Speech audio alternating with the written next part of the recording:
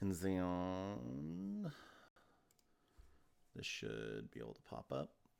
And there you are. Hey! You might want to change. You might want to change that title, honey. Yep. I'm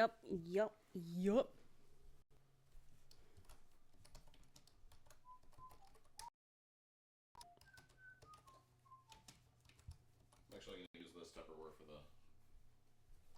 This is still...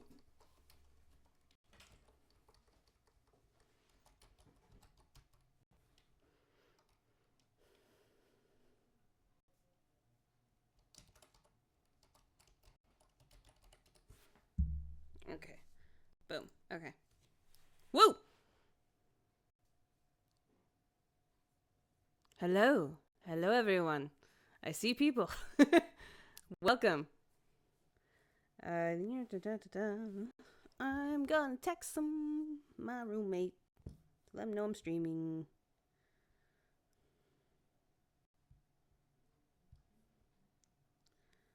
So, send out the link. That'd be helpful. Thank you. I can't tell you what to do. Hi, Ronan. Hi, Alex. Shoot out the link yet? About to. Cool. Just the server you are? No, not that one. Not that one. No. Fine. I think it'll say like something like, excuse me. Mm-hmm. Like share. Stream options. Nope. Optional features. We are not on fire. Thank you for asking. We had to call out from work one day, but we are not on fire. Yeah, that was a pain in the ass. Yeah, right there. Oh, there it is. It's hiding from me. There you go. So, go ahead. Go ahead, tweet it out. How do I tweet it out from your computer? That's a good question. I mean, you could just copy that. And I mean, you can make your tweet from your computer, and then I'll just copy it from here. Just copy the URL. You fool. And paste it where? On your phone? Okay. What just happened? Nothing. That's the screen. It went dark. Yes. That's the screen. All right. Well, I'm gonna order food. Okay. See if. So do I just? Yeah. Just type in that URL on your phone. Okay. Thank you, dear. That is what I meant. Ah, yes, the things you all came for, marital spats. I love you. Love you too. That's interesting regarding this sound. I'll have to wait for a resident expert. He's gonna order us food. Honey, they can only hear from one side. Yeah, because it's a mono microphone. Oh, it's a mono microphone, that's why. I say the best spats are those that go over patent leather shoes. Let's see if I can fix this. Thank you, dear. This is why you need a technical engineer. Ah, infinity. Yeah, it's whatever. Properties. Okay.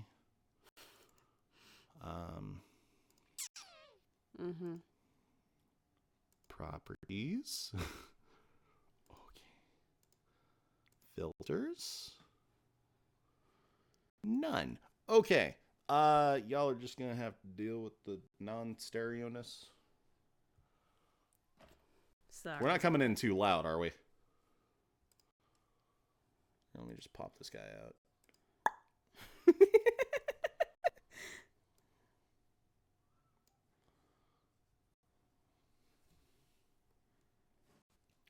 You got 7 people watching. I need that link again. Oh, jeez, fine. Right. I'm gonna order food. Ah! Thank you, dear. You're welcome. I love you.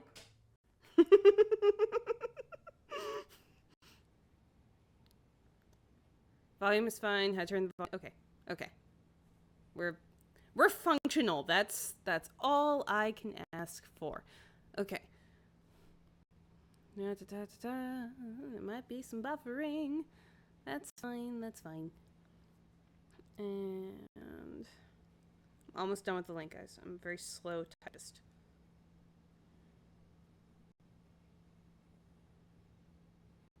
Why does it do that? Why?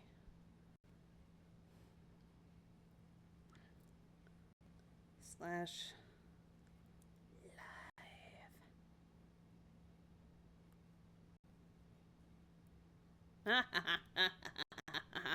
Okay, link is out.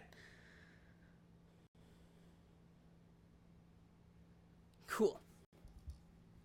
What did my roommate say?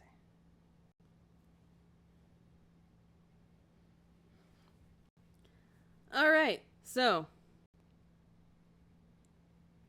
be quiet, man. So we're functional. Thank you for coming, by the way. And so what I was planning to do, because PhilosophyTube or Ollie it inspired me to do a comment response / breakdown stream, because I feel like that's a cool way to kind of go through the video and talk about my creative decisions and get some feedback. So we're going to go through the first 3 art theories in Disneyland and go through cool things. So yeah. Which I have them queued up. I had them queued up. Someone killed the Charlie. All right. Let's start with the first one.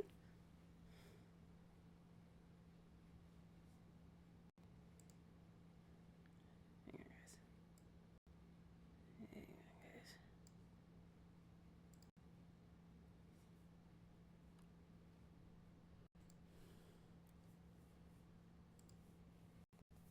Why, thank you.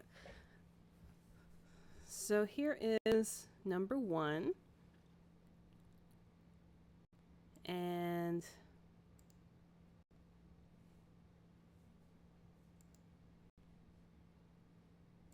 sup, black hat guys?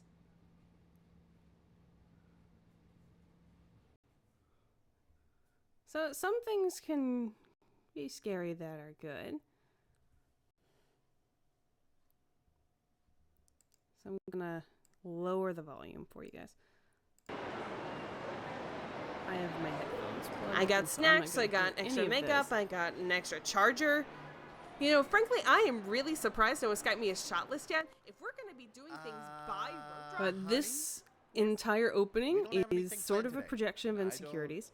Actually, this part is we're not making fun of our shooting friends today. and me.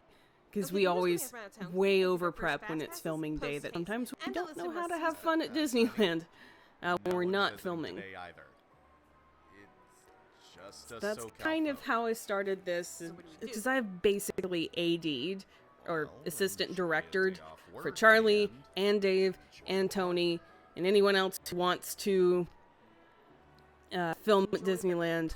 I'm the person that's there, like, doing lockup, or providing some makeup in case people get sweaty, or stuff like that. Enjoy the park. So the idea is that now that I actually have time to look at the park around me, I kind of go mad with power. Enjoy the park. And this is my favoriteest thing I've ever done. Yeah, and Kyle, like anyone who wants to film at Disneyland, I'm Girl Friday. This was always going to be the Ode to Joy from Beethoven's Ninth Symphony. That shot took too long to film, but it's my favorite. So T-Bell does kind of have a most of this is improv. Most of this is find location and act squee. T-Bell does kind of have a character. She's not like a pure translation of me onto film. And I sort of went for basically if Charlie had wished on a monkey's paw for a manic pixie dream girl and he got a fairy wife. Yay, Kyle! This scene, okay. Hey, you. This was filmed approximately 2 years after everything else.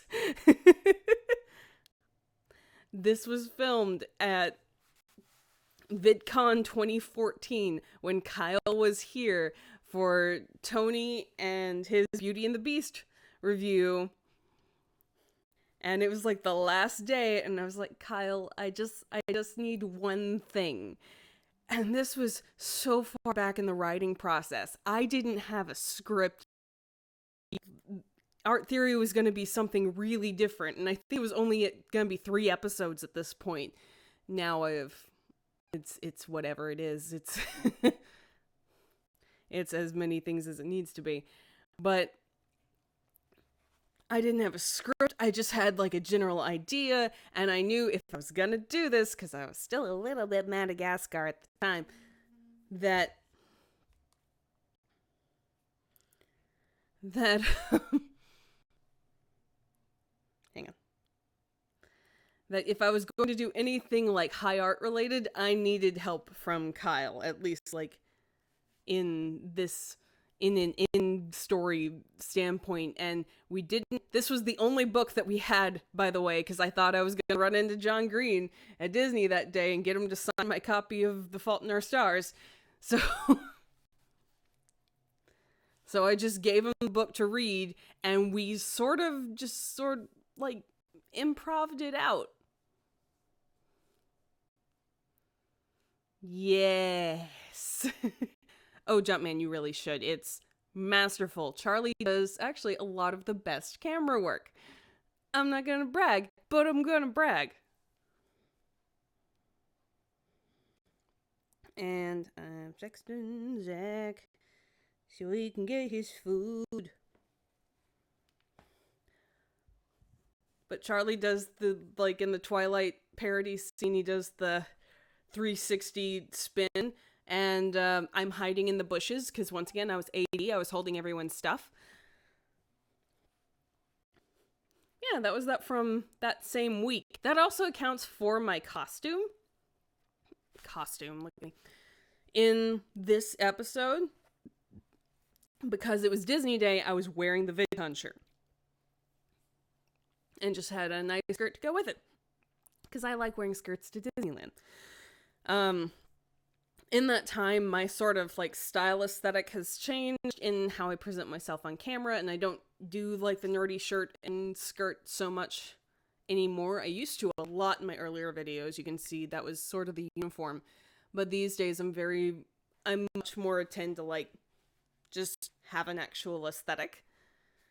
So I got stuck wearing the same shirt and skirt combo to Disneyland for like however many 3 months it took to film this, just so I could be in continuity for the episode. I have no continuity between episodes with regard to what I wear and hair length and stuff like that, but in the episode, I had to have some continuity. So, Kyle is such a sweetheart for doing this for me, especially when I didn't have a script. And why are you reading? Why engage one I'm side going of to your brain skip when you ahead just a bit. Oh, but I see the works of love Antony Gaudi, this John music Cage, Igor video, Stravinsky, Christo and Jean which Claude, is and all directly the lifted from happenings Blues Brothers. combined. Do you Fair see use be damned. Yes. you see the light? Yes. Sweet And Walter I alive, described tap this dancing part to Disney Kyle, Ice and he alive. understood it completely. And I'm going to embarrass him by showing him dancing. And then it's cut to 2 years later.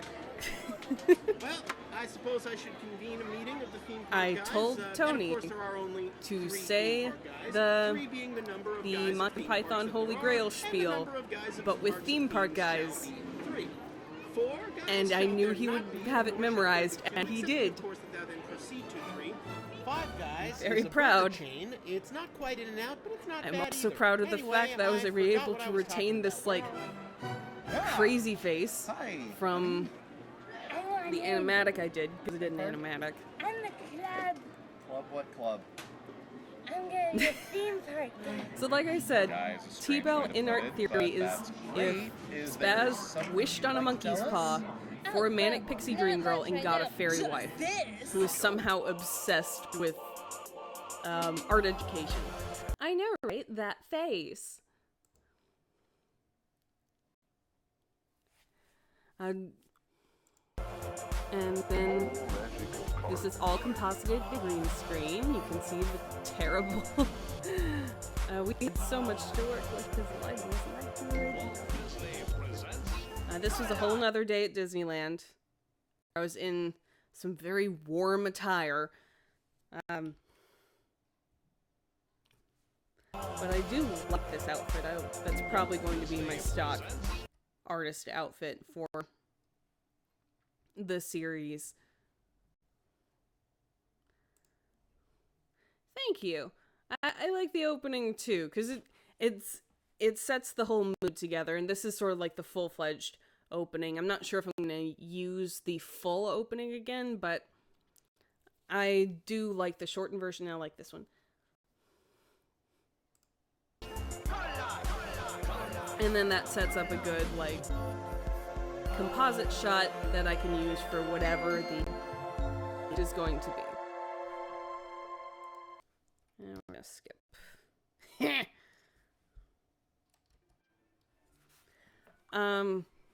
This was my first time, like, directing people in a shoot. Usually when I shoot a video, it's just me. I'm alone in the house.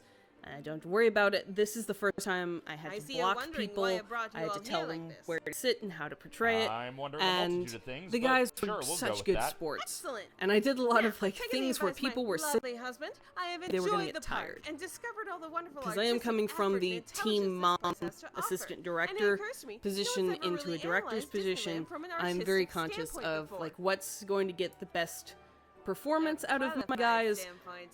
while still making them comfortable. This is such a good shot. I told them, like, be extra angry that I insulted your artistic know-how. Qualified in art, not fanboyology. The fanboyology thing was improv as well. Yeah, that's what I thought. Because I am flexing a little bit. I got my Bachelor of the Arts in Art from a university, so I am saying, like, I have a degree. This is what I've studied, and, you know, I could not use what I've studied for years, or I could throw it here. Tony is a perfectionist, yes. I told them to look annoyed, and I love how Tony's annoyed is very evident on his face. Charlie is just over it. Dave is trying not to laugh. Yeah, that's not Tony, that's Jerk. It's Jerk with a camera. But they were such good sports. And we're gonna move a little forward. You see it, and here's it. It's surprising how little Disney is thought of as an art. Also, the original in-park freakout kind of mirrors the first time I went to Disneyland, because I was fresh out of college. I think I graduated that May, and then I went that December. So, like, my art brain was fully into Disneyland for the first time. I'd been to Florida, but I hadn't been to Anaheim yet. And just, like, Carl Sagan, Galaxy Brain. That's what happened. It was more internal, and there was a lot less flailing. But that it's an artistic representation of what my brain felt like. Art form. Well, usually because when artsy types And do I come in, had they're to too give busy Tony filming this line just incomprehensible 'cause he's vacation the one videos that or went staging through, protest art. Or Escape from Tomorrow. He took that bullet for the rest of us. In order to make meaningful artistic I've seen part of critique it. the theme park, one must I've seen engage with Tony's the video theme on park it, in and I've seen question. Jenny Nicholson's view on it. Oh, she is savage. She is brilliantly just eviscerates the man. But it's a big bugbear of mine when high fine artists look down on things like, sorry guys, look down on things like Disneyland, and they say, oh, it's just a bunch of corporate crap and so on and so forth. Like, yeah, but it's still art. If we just dismiss everything from a capitalistic standpoint, we're not engaging with anything. And the capitalistic stuff is what gets to people, so we might as well engage it as art. So this is where I just have a full-on just rant against artists that don't take, commercial art seriously when the whole world does. Corporation is a huge multi-art And this is the disclaimer of, yes, all the the ickiness Disney that company but some of is those just arms like do hold toxic paintbrushes capitalism at and its work hard to finest. make real art. I'm not going to be engaging with the Disney company as a toxic capitalist institution. I'm going to be dealing with the art they And that create. I think it's important to make that distinction. The capitalistic Art stuff is might not come up made again. Vacuum. It incorporates all the history and nuance that influenced it. And if you can't get all that background into your commentary, you have no business calling it a critique. Oh, hi, Ryan. Example. I could talk about how poor postcard That was this fun to makes show without Photoshop being Picky ignoring Fulu, the by the way. entire I was history of originally the going to actual print out Mona Lisa. postcards for Besides, this, but it's been I done didn't have better. time and I couldn't find postcards to purchase. So I just used composite shots and just wait. yeah, most any Wait. physical Wait action a minute. is Wait a probably minute, going to be wait a done minute, between me and Charlie. Wait Just a because minute, wait a we're minute, wait a most minute, comfortable wait a minute, with. wait, I call it wait, anything that's wait a not minute, wait a standing minute. around stunts in a theme park, because it's something minute, that could get wait a you minute, noticed. wait a minute, So I'm wait a comfortable minute, with us wait a doing minute. any stunts together. So, you're telling me that you are interpreting this as high art. And I had to pick on Jumpin' Jellyfish. That was Kid sort of him the out of park all cheapest the thing I time. could It's think a of. theme park. There are gonna be cheap rides and cash grabs, but it is okay.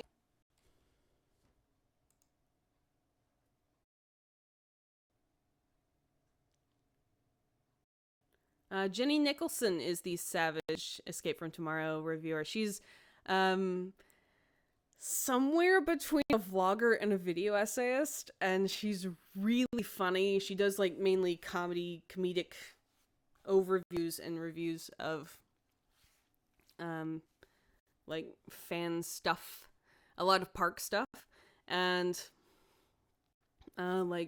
she did a review of Escape from Tomorrow that is hilarious. And she reads really bad fan fiction that gets published because she's a hero. She rated every one of her porgs because she collects stuffed porgs. Yeah, that wait a minute was a lot of fun.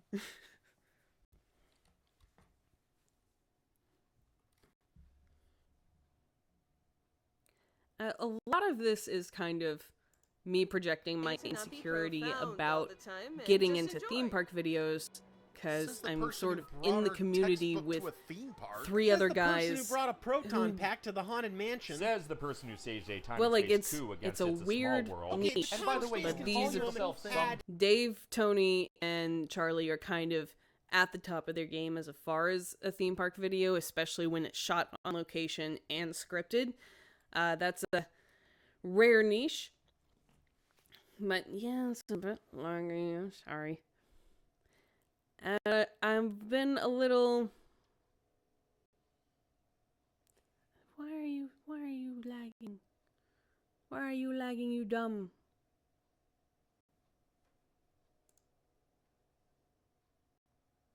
Alright, I'll close some tabs.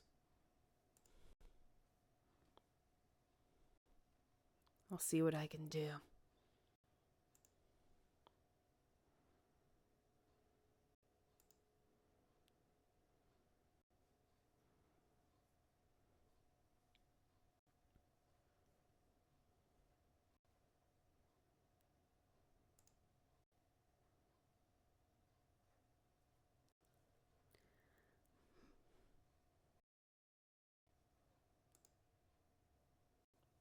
I know. But Tony just reviewed the movie. He just talked about the movie and maybe some interviews.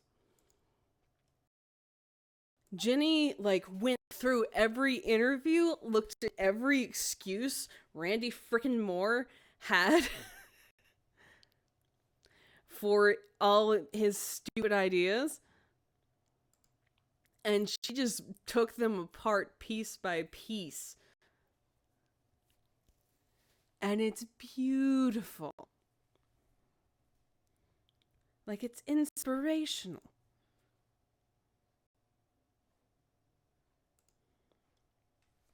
Anyway, so I've always been a little insecure about starting theme park videos, even though I've been inspired, obviously, since 2013, because I'm talking about a lot more of a heady subject matter than just reviewing the ride or talking about experiences. I get very dense and academic and talk about interpretations and cite art movements. So a lot of the silliness that's in art theory is kind of to dress up that academic analysis into the Trojan horse of Disney Miss Frizzle. And it's also, yeah, I'm a lady on the internet with an opinion. And it's harder to get people to listen to you, especially if, you know, the standouts of your genre are all guys. There are a lot of female park tubers, but they're either vloggers or they're like lifestyle park tubers. They use a much more female-coded genre just at Disney. But yeah, that's some of the reason that I put a lot of silliness into art theory. It's just how I write. I like making a joke. It's how people learn things. My first teaching job was an after-school program where I taught 4th graders. So, but it's also kind of to Trojan horse, you know, a woman speaking smart things in there. And this scene is very much a projection of that. And thank you everyone who got the Pick a Little Talk a Little joke. Because that's exactly what this is. It's a bunch of men who are cackling like hens. I'm turning the original sexist joke on its head. Because I can.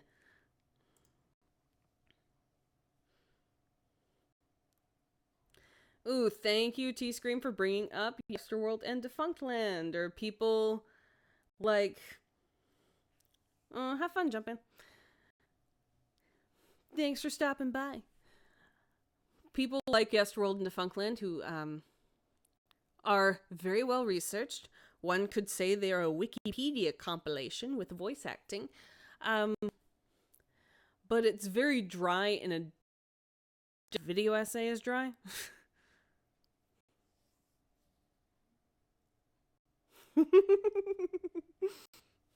Very well said, Resin. Hello. Hello, ignore me, I'm not here. You're here. I'm not here. Are you going to get food? I'm on the screen, yes. Okay. I'm on the screen with Dave and Tony. Just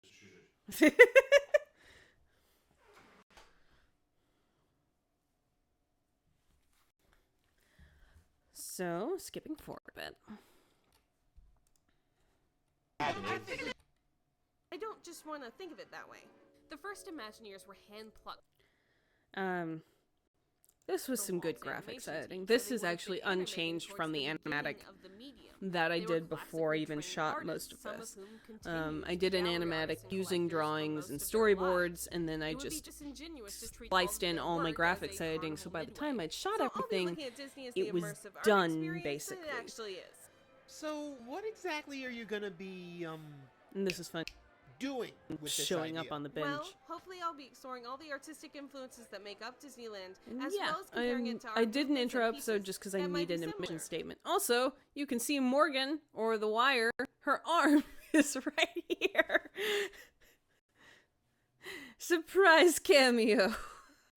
And then people can use that to enhance their experience at the parks.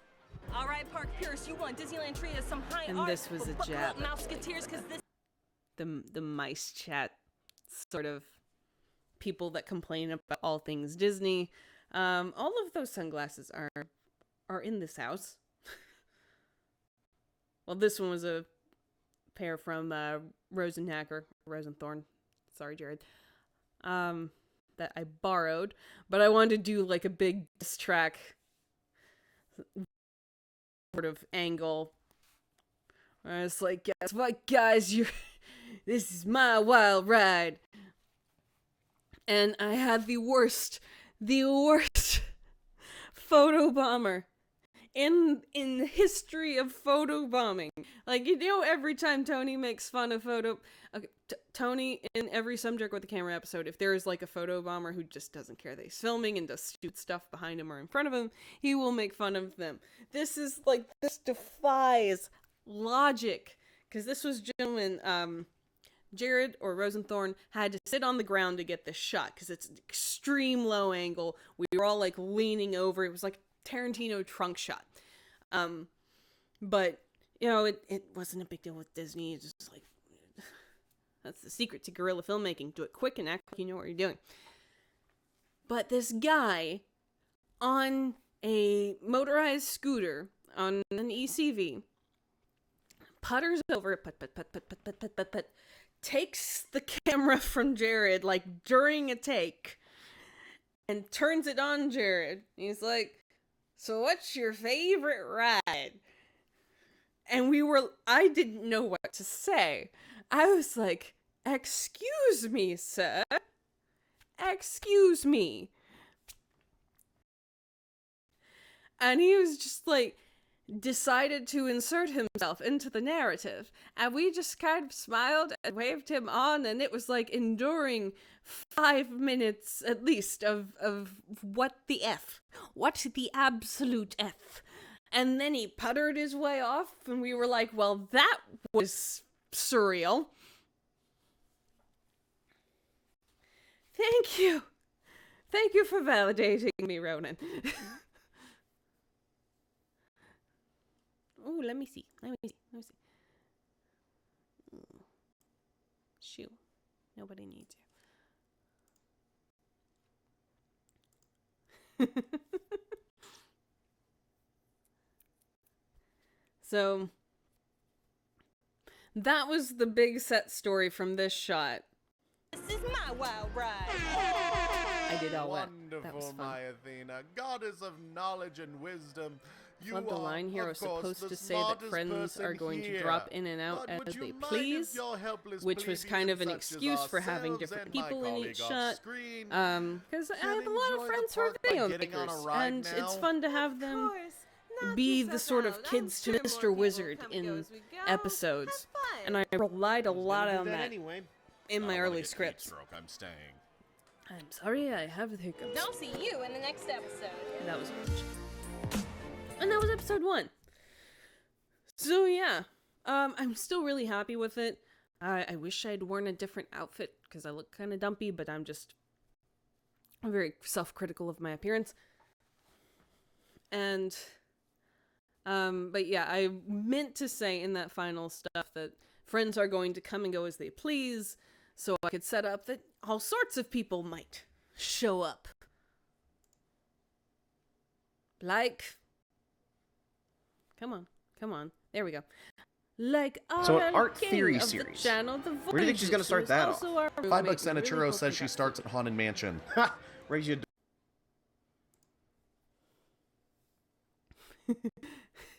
Okay, everyone's catching up with the camera hogger story. I do thank you for validating me. So this was a fun setup to the second video, which was about the opening speech / artist statement of Disneyland, and it was a fun excuse to explore the use and history of artist statements. And then I was researching, the history of artist statements, and I found stuff like art didn't used to have titles, and we just gave them some. So I just went off on a flippin' tangent with that big bugbear.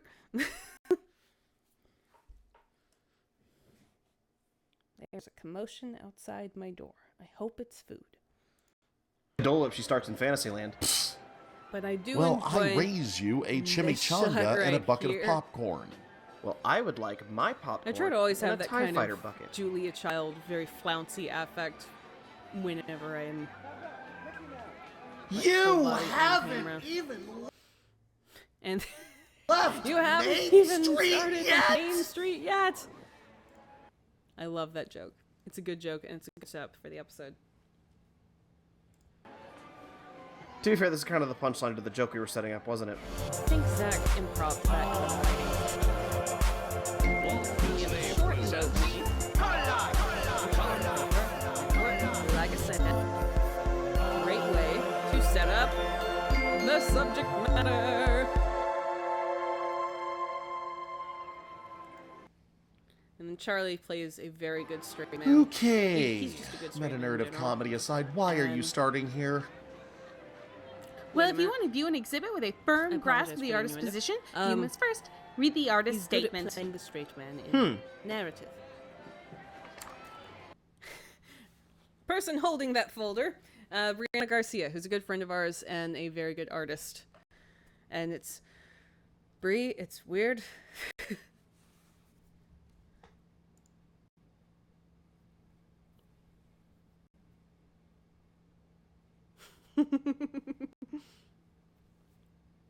I'm stopping to read the comments periodically.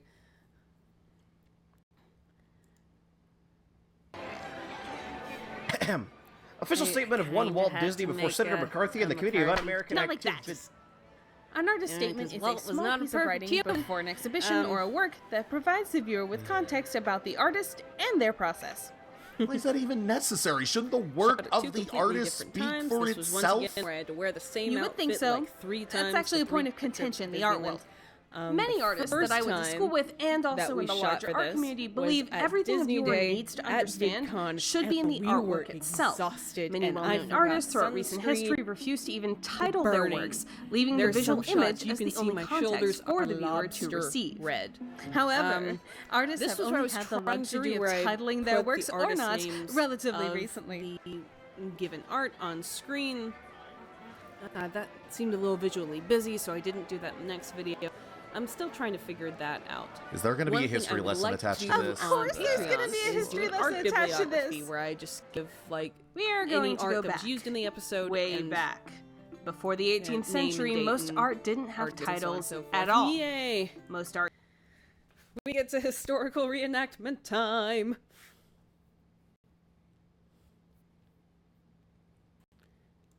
So these 2 shots were filmed separately from the rest of the reenactment because all of Art the didn't historical need reenactment titles. was filmed. Usually art was painted on a in monastery one wall day or sculpted for a mausoleum. Since it stayed where it was, That was all all the same composite. people saw it. Proud of that. That's all. That was all one day. Need titles. Usually art was painted on a monastery wall or sculpted for a mausoleum. Doggins cubed, as it were. On my birthday, actually, I tried to get everyone to go to the Cheesecake Factory for my birthday after we finished the shoot, and Cheesecake Factory was freaking crowded, so we went to P.F. Chang's. But it's really cool to say, what'd you do on your birthday, Haley? Oh, I directed a film shoot, because this was a first, like, all-day shoot, because park shoots are weird things where you're trying to balance everyone's kind of, like, needs to be at a theme park and ride rides with the filming needs that you have, and, like, a lot of times you have about 5 hours of productivity, or 3 hours hour day, and you just, at some point, you just gotta be like, okay, we're done, we're just riding rides now. But the shoot at Dave's house was like, we are planning this, we have a props table, we have setup, we have crew. It was still amateur hour, because I've been on maybe 3 sets in my adult years, but as far as like set shoots that we have done, it was the most professional thing I've directed. And I'm crazy stupid proud of it. Since it stayed where Everyone, it was, all the same people saw it. Of course Most we of know these it's the costumes Virgin are Mary. just She's mine wearing and blue and Charlie's. has a halo. And I had She's like the all only the one time we periods have. mapped out, and we would do And if it different wasn't stuck in one combinations place, of it was different commissioned things. by rich people for that exact area. I did that portrait of Charlie the night before because I knew I needed a portrait of Charlie because he was always going to play this character. And this was the time I had to do it. So that was the last photorealistic pencil portrait I did was, I think, 2013. So it's been a while, and I apologize for the lack of Charlie's chin. I'm gonna pause to read the chat. Hey, Casey.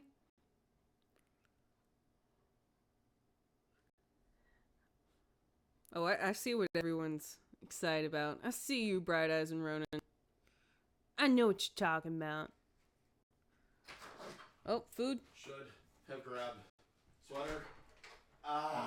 Did Zach get to you about getting food? He did. I told him we had already ordered it. Great. You're helpful. Thank you.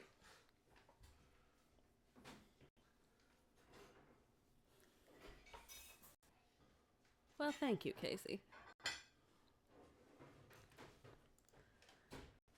So a lot of these are like mine and Charlie's either costume pieces or actual clothes that we switched out depending on person and era. Yeah. Of course it's the Duke. He's my uncle. A lot of like I wore The only the same problem dress that for all arose of was the if time someone from out of periods. town came by or I the art switched up itself accessories. traveled. Then you'd have to Okay, this scene. This was an MOS, which means we're not recording sound. So I just told Nick, that it's Dave's brother Nick on the left, to improv whatever he was saying. And the pure driven gold that came out of that man's mouth.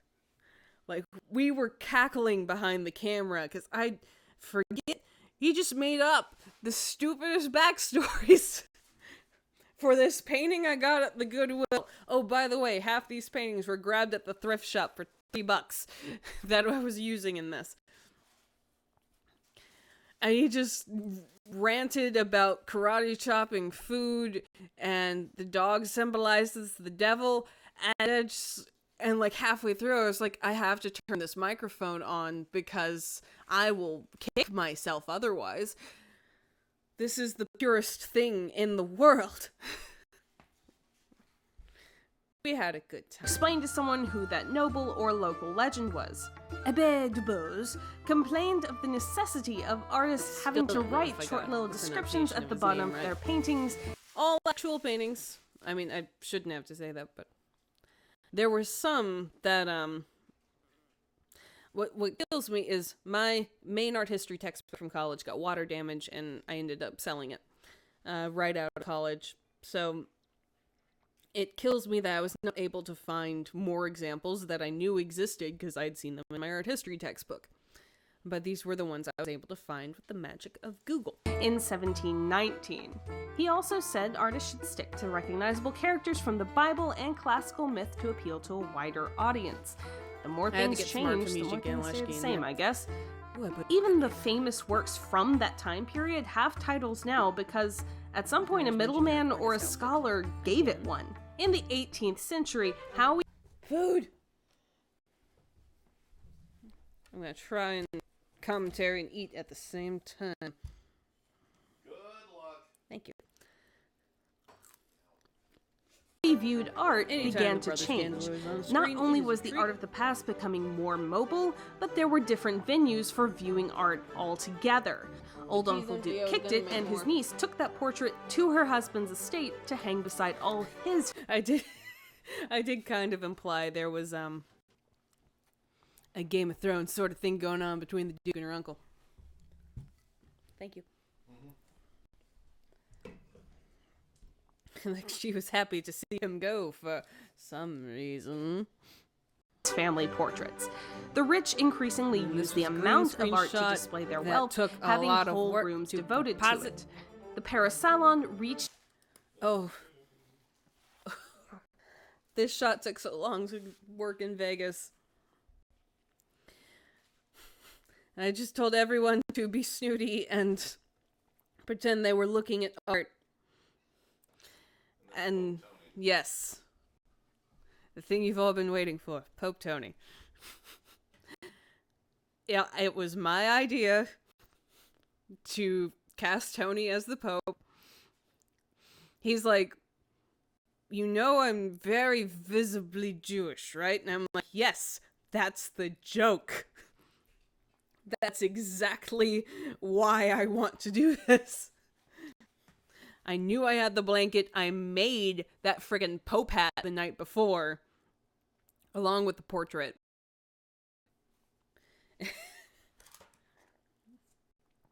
And I was like, Tony, you're the friggin' Pope. You're gonna be the Pope.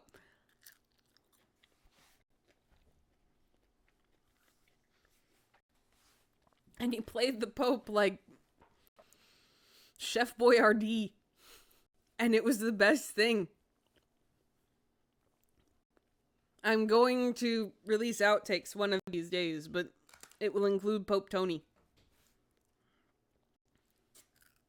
Its heyday, packing art until not an inch of wall remained. Now, all the artists needed titles on their work just to tell everyone apart. You can't hear what I'm saying in the shop. For another factor, like, let's oh yes, we're totally not going to get our heads chopped off in 4 years' time. And then a lot of VHS effects.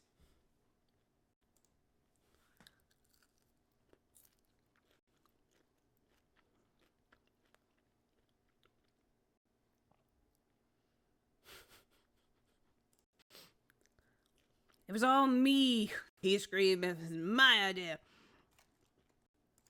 Towards the later 19th century, art was no longer solely funded by rich people and the church and the rich church people. The means for painting and sculpting had become affordable enough for even the working class to use. This shot had to be so specifically timed. It's one of those where, like, we had one person holding the camera behind the scenes and another person, like, marking time so people could come in on their cues.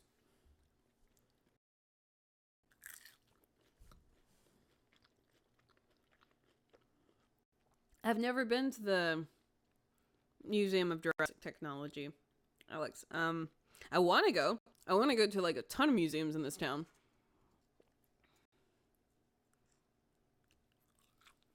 But I work at a theme park. Time and weekends aren't something that it's easy to have. Yeah, and I specifically told Charlie, get your Marty McFly stuff. I bought a bunch of like I said, the more things change. Those are my actual At this time, art movements shifted away from a group of contemporaries forming similar practices and outlooks through pedagogy. I love this shot.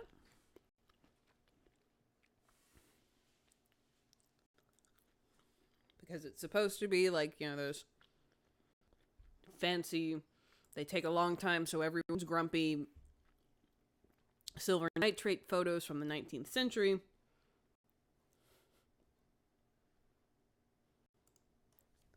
And then towards a group of people actively breaking away from the art system. And we're just a bunch of teenagers. They weren't going to paint the way of the squares. No way. Down with naturalistic representation, they said. Teenagers. But these revolutionaries needed a way to express their solidarity and intent, giving context to the whole movement. None of us are really manifesto. The manifesto spoke for the collective, bringing all their individual worldviews into consensus, the word and it helped explain the movement to the art art world and general populace if anyone bothered to read it. Any words Fast forward again to the 70s and 80s. It's called lorem ipsum. It's Latin-ish gibberish that a lot of people do, and lorem ipsum is kind of the shorthand for words you put on a page that does not matter. I famously use just vegetable names in my lorem ipsum. I was like, rutabaga, rhubarb, meringue. case, And then artists we have were a part of beautiful so many tracking disparate shot styles and methods, done it was by harder Nick to group them Gansel. together We into had a movements. rig However, that they Zach still has, felt the like, one need of to those shoulder explain the rigs that you put the context of camera their on. work to their And he viewers. just pulled The that instant through the shot. recognizability of This the is my Renaissance gave performance way to artist the artists revealing their message look. through their process.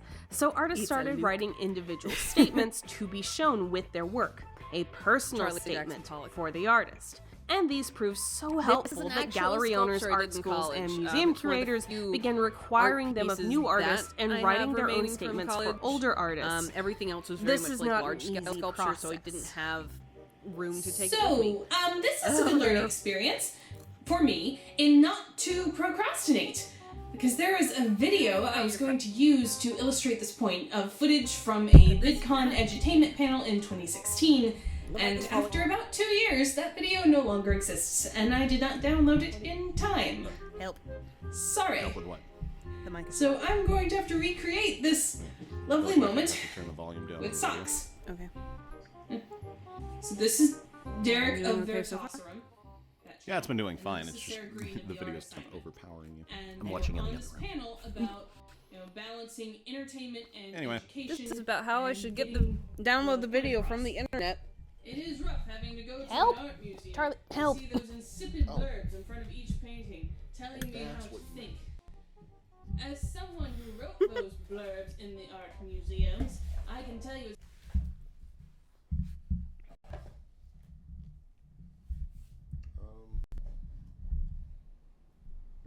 Maybe it needs to go up. No, it's fine. It's off balance.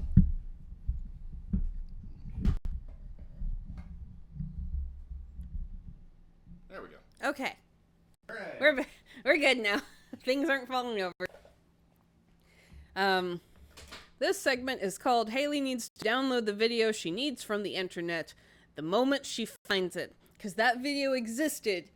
Because I was in that panel when that happened. And I looked for it afterwards. I'm like, I'm gonna need this. And the video existed. It was on YouTube. Of the whole panel, including the awkwardly intrusive question from Vertosserum. And then it wasn't when I actually needed it. Someone had deleted it in the intervening time. So I had to recreate the moment with sock puppets, because it perfectly encapsulated the problem with third parties writing the artist statement. Because there is some degree of speculation, and then you have to figure out how you're going to communicate someone else's intention to your audience. And that audience could be uneducated, that audience could be children, that audience could be grad students. And you have to find the right amount of equilibrium for it. And it's a tough freaking job. And mucho kudos to Sarah Green and any other curators and docents in art museums who have to do that job. You're fry and read the chat.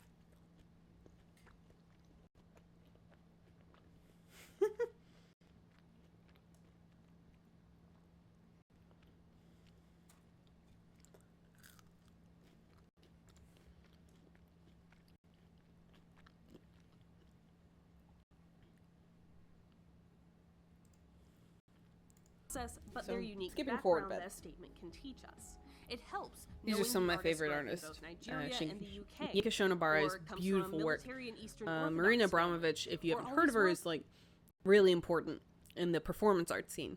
And these are more actual works that I did in college that I've had to leave behind or dismantle before I moved. Because in time for my senior show, I got really into like large scale take over the room sculpture. This one right here is made entirely from zip ties and umbrella skeletons, and it was from junior year. pursue a career in animation only to And that is my actual artist statement from my senior show. Guys!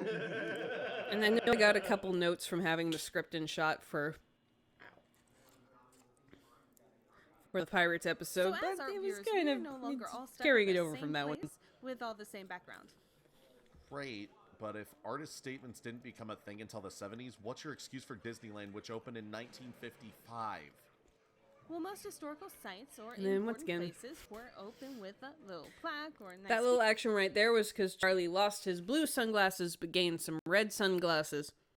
So he's like, if my sunglasses are going to suddenly change, I want to show it off.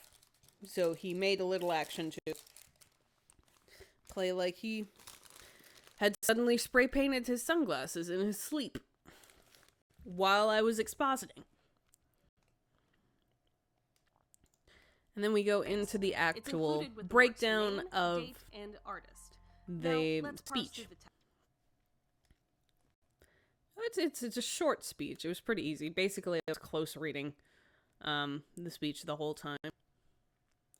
Much more graphics. Disneyland is dedicated to the ideals, Much graphics. the dreams, and the hard facts Very that created profesh. America. Here reveals some of Walt's mindset as This a I did creator. not do He's before I shot America-centric at the a video. time This when was done patriotism after. and faith in American ideology was I at a do high like point. the whole motion Once graphics again, way it of doing it. emphasizes the value of creativity, saying ideals and dreams have as much a place in American I wanted to history get John as Henry its nice facts. and center. It's also surprisingly inclusive, considering the multitudes of It was experiences fun we to had at go Disneyland through and diversity official of Disney experiencing videos them, and look and for, they're all like, welcome in the how do I American pick dream, out people of with the color? hope that it will be a source of joy and inspiration to all I need the to world. prove my point and not And here's show the the goal white of both people. the artist statement and Disneyland as a whole. The underlying theme Walt wanted to give his work was joy and inspiration. Take a bite. Go Happiness away and from the creativity mic. for not just elites, himself, or America, but everyone. That's what we'll be looking for as we go through the rest of the park. So, does that help your understanding of the park? Bit more, I guess. Feel like you should be assigning me homework. Hang on, I think there's a dead fly you forgot to analyze. Oh, quiet. Zach You is can really do that fun to next make, time when like, we come to the- the park and read the dedication first. Too smart and for his no one is britches required comic to relief. read He the artist does that statement character before very each well. exhibit. It's just there as a supplement in order for you to go deeper into the context. Which that kind of character Oh, is very from the useful. Churro stand. Go get some. You were saying, teacher. Teacher's pet. So, like, you You can can stand one more episode offer before the we get into voice the park. of, like, I have a theory about temperance the and parking reason. lot. And then I Charlie's could be characters are persuaded. useful because Besides, we could he's check progress on Galaxy Edge. Come completely on, let's played go. straight and completely a blank slate. So you can be the excited one. So Guys? you have, like, id and super ego. I should have stayed in space. So, like, the middle can be whatever they need to be. Hey there, fan and cubs. that's how Welcome you get to the friggin' outro. I have one this this episode kind of because equilibrium, last and episode being in the I middle was is a good place sick to teach when I from. rendered it, but this time we get to chat. Thanks for watching. I hope So you it's always enjoyed. good to kind of Everyone have that who helped with the video should be in the disparate credits, and between, links like, should be in the someone little who's a little eyes bit more up crazy top and then in the someone who's a little video. bit more So skeptical. give them some love if you Because will. if you're going to be the teacher, you have to Don't sit forget in the middle. the 3 These are my rules stupid of the long outro: credits that I'm like, talking share, over. Subscribe and hit that bell eating if you over. want notifications. Also, if you would like to help support the channel, Oh yeah, I have a coffee. I have a Patreon link You didn't in notice. the bottom because I'm not a partner yet. And also a coffee if you want to just make a one-time tip donation. Oh, So that was episode 2. The artist statement. And that was a fun episode. It was fun to write.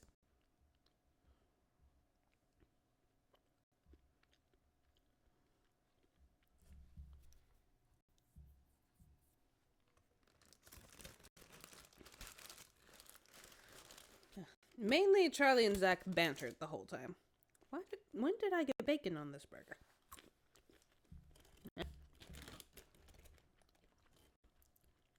I'm not gonna look a bacon horse in the mouth. See, there were a couple cool comments I'm gonna run over. I'm sure Brian Hauser says, I'm sure that there are arguments to be had, that the lack of an artist statement could be an artist statement in of itself. Though I feel like going down that road leads to the topsy-turvy, paradoxical mumbo-jumbo that makes art analysis so difficult in general. But here's the thing. Yeah, the lack of an artist statement is an artist statement. It says, I'm not holding your hand. And that's where, like, your cursory art analysis comes in. Like, what is the medium? What is being portrayed? What is important to the artist from what we can see? Because art it's basically a language spoken between the artist and the viewer. And kind of the step one of analyzing art is, okay, what is the language that this artist is speaking? Are they speaking in charcoal? Are they speaking in paint? Are they speaking in protest art? Are they speaking in pop art? And then you get to see, what do they say? And sometimes it's not a solid answer. I spilled ranch upon myself. But how's that for your incomprehensible art? But it's important when an artist, has a chance to explain themselves, to take it into account. As I'm not purely death of the author camp, and I'm not purely authorial intent camp, but especially in visual art, where there is such can be a vast chasm between what the common person knows and what the artist knows. That artist statement is almost integral in figuring out where they're coming from. And then that's easier to understand the art. You might come to a different interpretation than the artist, but having context helps you come to that interpretation all the same. So,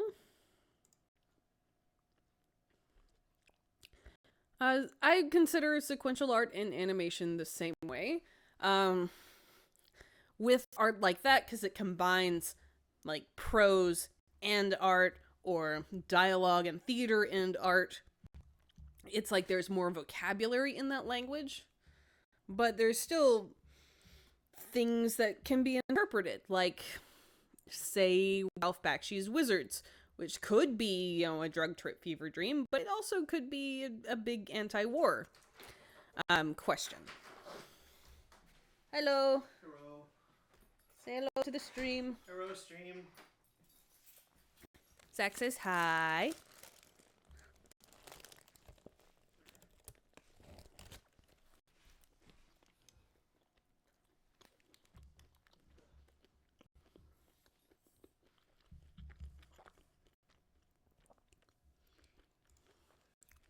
Wintermute 01001 says, can I shift to the timeline where Tony's the Pope and Charlie's the President? No, I don't want to be First Lady. It's boring.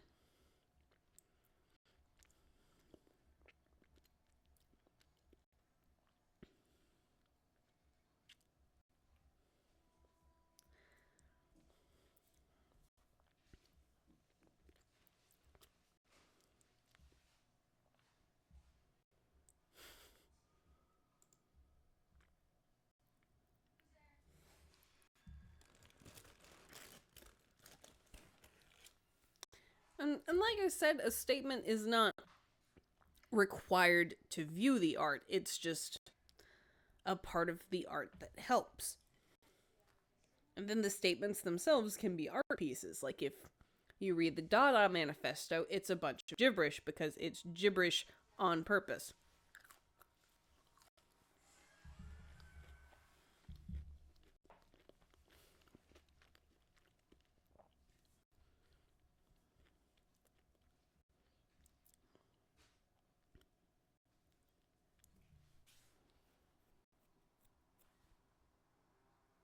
OSP, maybe.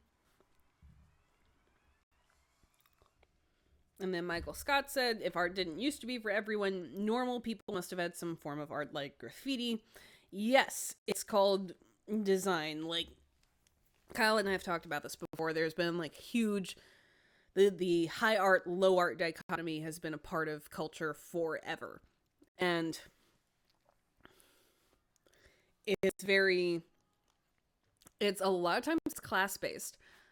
Things that are considered fine art are the things that rich people can afford and rich people do, but like carvings on a table that, maybe a carpenter did because he has artistic expression he wants to get out, but he doesn't fully understand it. That's considered low art. I'm glad you have running for president.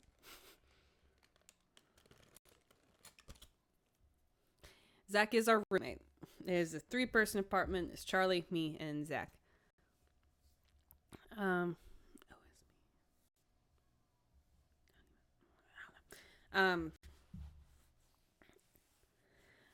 But it's not so much that it's art just for lower classes, but that fine art that required the context of the artist. If it's just a carpenter carving a face into the back of a chair, that doesn't require a lot of context to the people that are going to be seeing it. It's just a thing that is pretty that they get to have. In more upper class settings, art has always found leeway to be more interpretive. I mean, art was always interpretive in the Middle Ages. It would just interpreted by official places like the church. You know, most of the lower classes were illiterate. Most everyone was literate. But when they would go to church, the service was all in Latin. But the art there, the art that was fine art, was their introduction to their faith.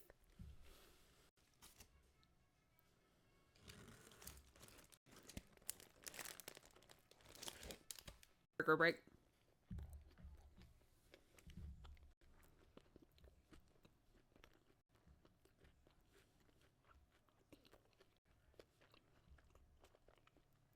But now we go to the newest one.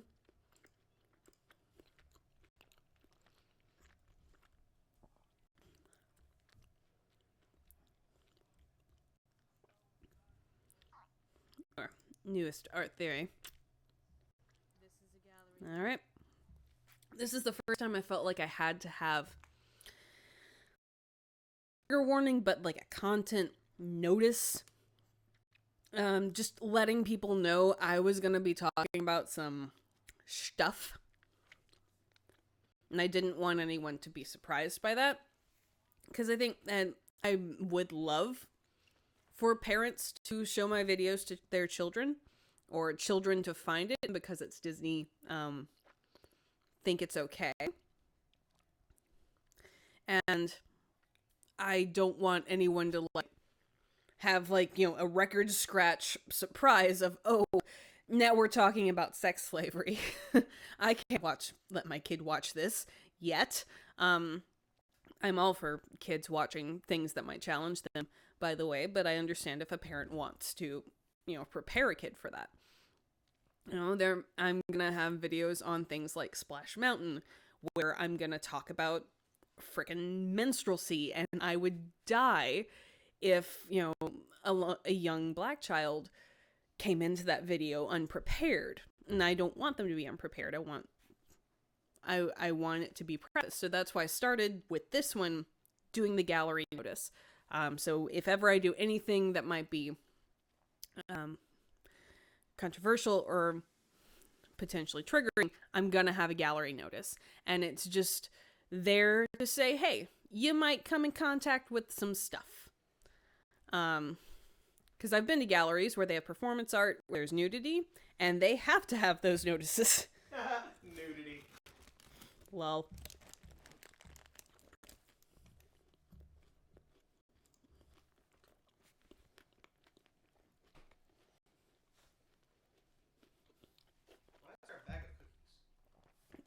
Charlie's sister gave it to him on the way home.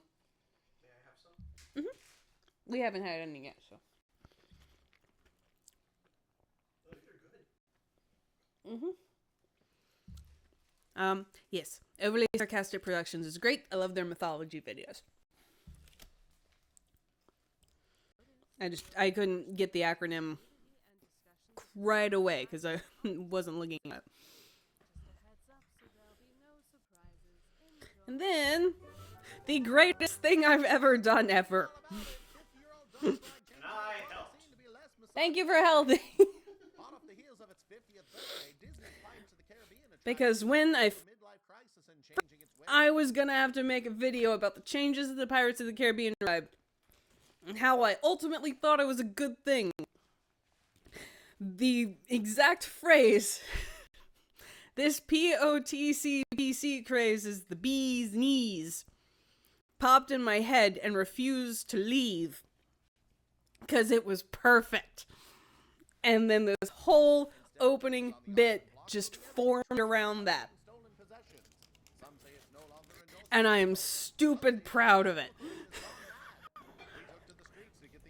One of Charlie's best voices is this old-timey newsreel voice, and I had to do it. I do like the added subterfuge of Dave being front of the Ford Anglia from Harry Potter, which is in disrepair.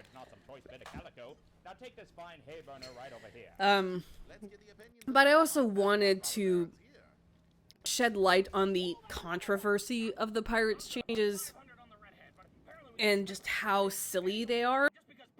It was like, this is what you're complaining against. You're complaining against sex slavery. It's not like a net negative that they changed it. So in order to make it silly, I made it a 1920s newsreel. Cause it's dumb. Cause a 1920s newsreel is inherently silly. Oh, I practiced my transatlantic accent so hard for this.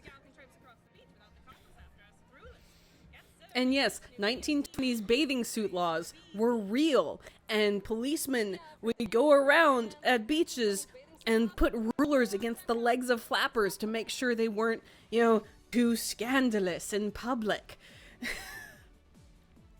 And this marks the new intro. The original intro was by the remix artist Poco, who's had some controversy in later years, but also wasn't royalty free. It was a song commissioned by Disney, and I play fast and loose with fair use in regards to Disney because that is the thing I'm critiquing, but it was just kind of an indie music choice, so I switched it to a royalty free remix of Ode to Joy, and I also think it works good.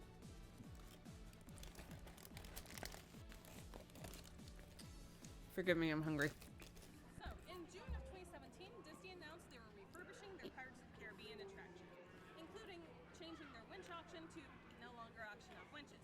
A strange move for the ride's 50th birthday, but In the script I write that I'm deflappering breakdown of the original auction scene, as well as while delivering this why I think they changed it. portion. I was originally wanted it to be like a nice Rick Steves tracking shot, but that is difficult to do when you don't have permit. Anyone who doesn't know, Rick Steves was a travel host person on PBS. He would like talk about places to do and see in Europe, and I love those videos because it was a lot of like him, the camera like tracking with him as he explained the history of a thing, and whenever like my mind goes to art theory, that's kind of the shots I like. French fry.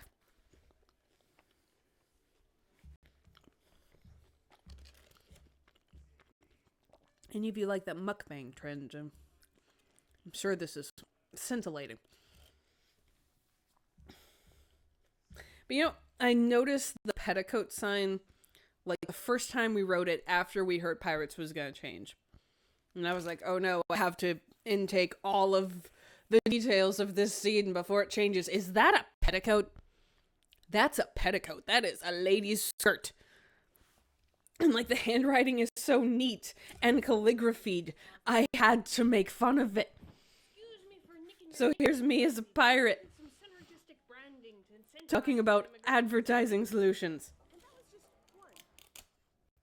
There were a lot of puns in this episode. I think this was my punniest episode.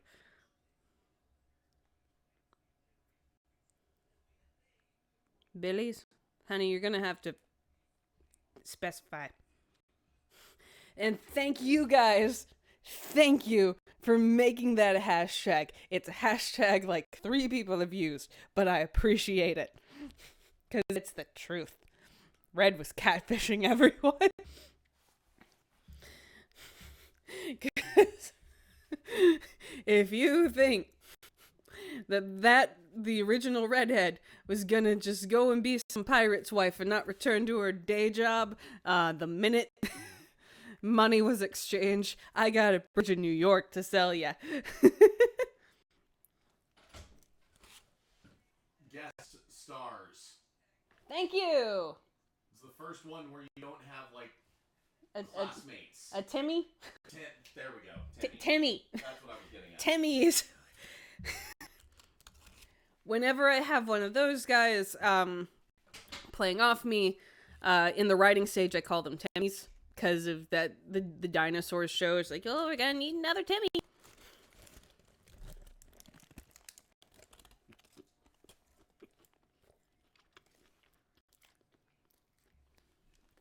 I help about those things.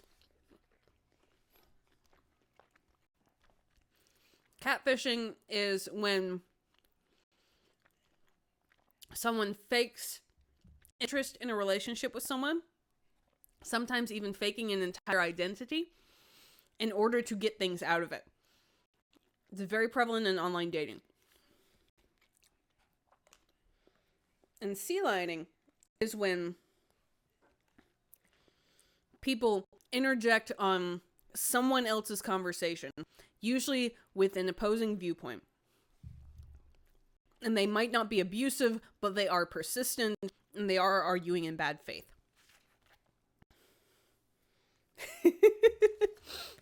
This is probably some of my best inserts, or cutaway gags, of the series.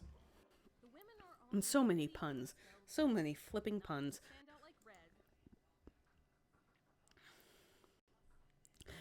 Yes, I don't remember the exact tweet where someone said they thought the girls had been taken from their beds, but patently that is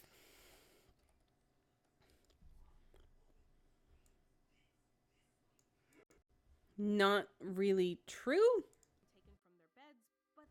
because these are actual dresses. This is a nightgown. This is a nightgown. This is what women wore to bed in that time period. This is the hat women would wear to bed. The girls are wearing proper daytime or proper attire for going out. They were not taken from their beds. They are dressed modestly and appropriately for being out. This was the first time where I really flexed my historical interpreting the composition muscles.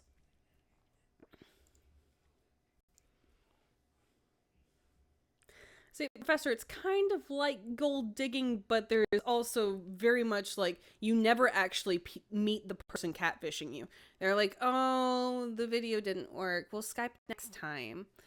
You know, so on and so forth. Like, it's a lot of stringing along. Sometimes people do it for material gain, like the person being catfish will send the catfish money. Other times they'll do it just to be cruel. Like, a lot of times bullies will catfish someone into thinking, oh, they have a relationship, but surprise. So anyway, going back to analyzing the scene.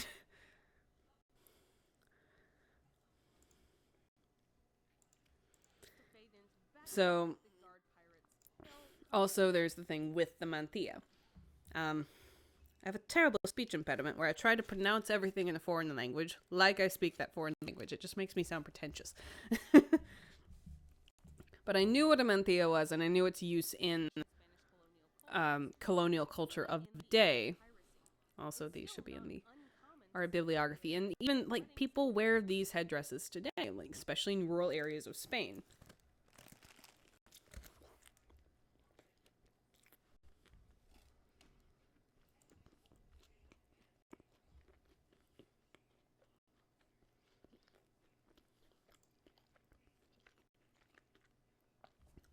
And then, when I noticed it was only the older women in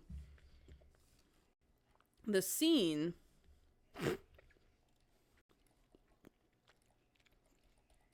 yeah, there, emoji. When I noticed it was only the older women in the scene wearing the mantillas, I'm like, oh, this makes sense now. This is a Pirates of Penzance joke. The joke is that the pirates asked the women. And these were the ones who said yes.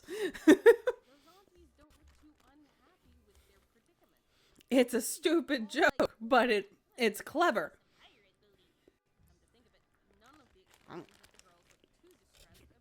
Burger. We've talked about this one. Nurse Erie showing her larboard side is clearly all about that base. Red is catfishing everyone. The plane girl just looks clueless. So, great impression of Mia. Not a lot of huge footage of the non-red winches in the auction. Which sucks, because I needed close-ups of everybody. But Chris Nebergall got me some good B-roll from his video.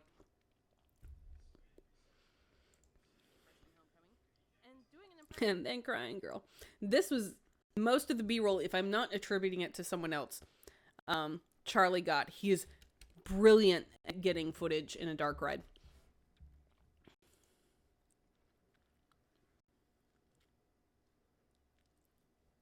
And so he got good and up close and personal with Crying Girl. Originally, Grandma over here, or Auntie, had dialogue where she was like, there, dearie, it'll be all right.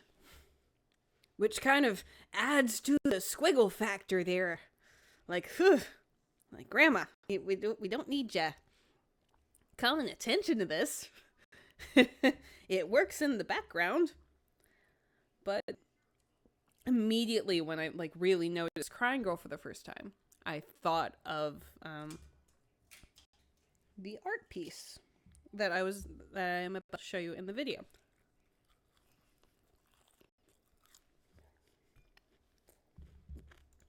Of me at senior prom is the Crying Girl. Yeah, Crying Girl's the only one keeping it real here. This is a scene depicting what's essentially human trafficking. And while it's quaint with the setting, it's important to remember that the age of piracy And this is something important I thought should be said. That what we consider the golden age of piracy, which is like the mid to late 1600s into the mid 1700s, was also a big time period for the transatlantic slave trade, what's called the Triangle Passage, which was like a really bad friggin' time for human rights. So if you're setting something in the golden age of piracy, like this ride, and you're not acknowledging that, but you're coming really freaking close with the sex slave auction, like that's, you can't different time that.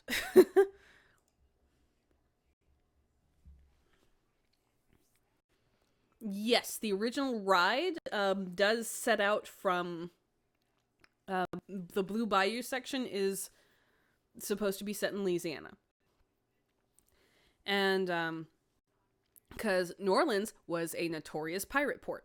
But once you get like into the ship battle and stuff like that, it's a Spanish settlement, which does not look like historical Louisiana, but they were colonized by the Spanish at one point. So all bets are off. I don't see much swamp once the cannons are firing, basically, but is a good starting point for the Pirates ride universe that it takes you to. In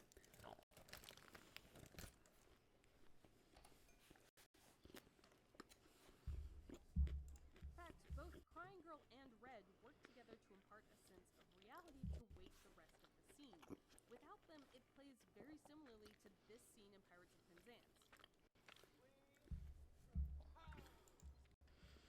Mucho kudos to Indiana Wesleyan University Division of Music, who put full performances of Pirates of Penzance high quality on YouTube. Without which I would be up a creek. Because I, like most kids who took theater and music classes in high school, saw a VHS of the performance of Pirates of Penzance with Angela Lansbury and Kevin Kline. Beautiful performance. I love it. I love it so much. Which is what I was hoping to use, but there was nobody I knew had that performance, and I really needed it in short notice, and so like we couldn't find a torrent of it, but Indiana for me.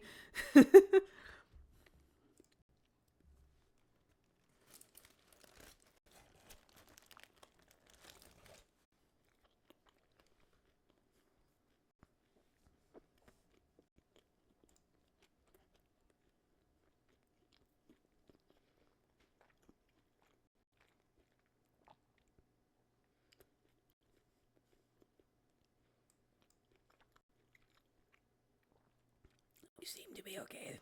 The chat is just slow.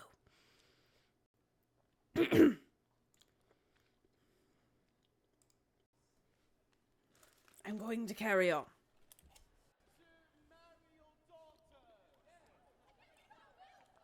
This is said in a very similar inflection in the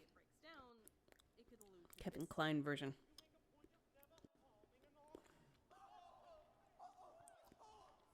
See, this is what I was talking about. I said it was a friggin' Pirates of Penzance joke. And Penzance would have been common knowledge at the time that they were making the ride, so it's highly likely Mark Davis and several Imagineers saw it. Which Mark Davis designed this scene. Still an extremely sexist joke, by the way. It's clever, but also crazy misogynistic. And keep in mind, this is the most optimistic, empowering reading of the scene. A reading read and the crying girl actively cause you to doubt. Red is so implicitly coded as a sex worker that it refuses to sugarcoat the pirate's intentions. And the presence of crying girl Like, I feel like original Red was more tarted up than the redhead pre-liberation that I have seen.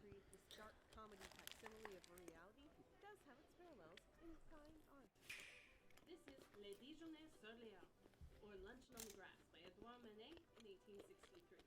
It is a notable and controversial piece of early Impressionism. Oh, this painting has such chisme behind it. Rejected from the Paris Salon of 1863. It has such a juicy backstory.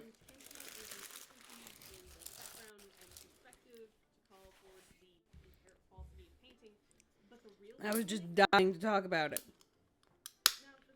She didn't have a nipple, so I didn't censor it, okay? Okay. I don't censor fine art because I can't be monetized anyway. And that's the tea.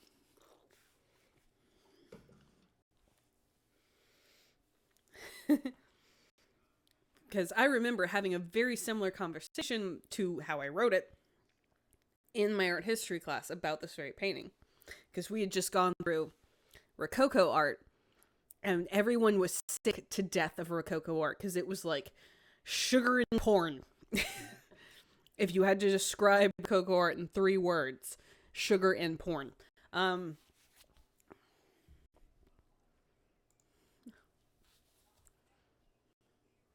Oh, good night, Alex.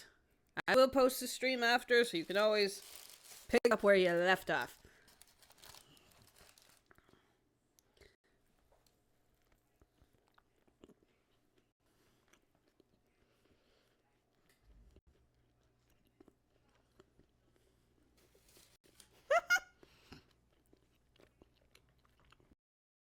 Like a Busey McBugeye. I prefer He Who Betrayed the Code. He who betrayed the code and only knows how to blue steel and spend money.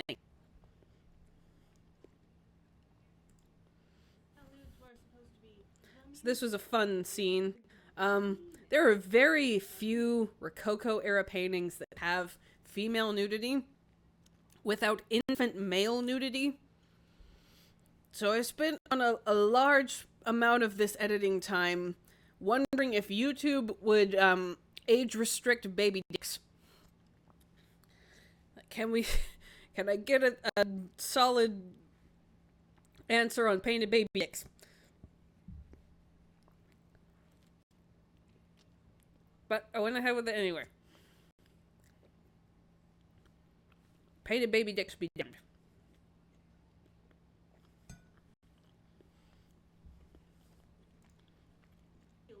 Just for that, like, 2 seconds of scene. I am a detail-oriented person. I'm not a perfectionist, no, but I am very detail-oriented. It's not 2 steps removed from porn, I promise. Classical mythology. But this girl blew all of those excuses out of the water. She's not lit ethereally, doting on those dudes, preening, making herself beautiful. She's just I do think that naked, staring directly at you. Disney is leaving the option open to get rid of all the Jack Sparrows. You know that she knows that you know. I think with the new changes, they've made like more of a through line, so they don't need him as much. I still have no idea what they're gonna do with Poop Pirate, because originally that was a naked woman. It wasn't Jack, it was a naked woman. So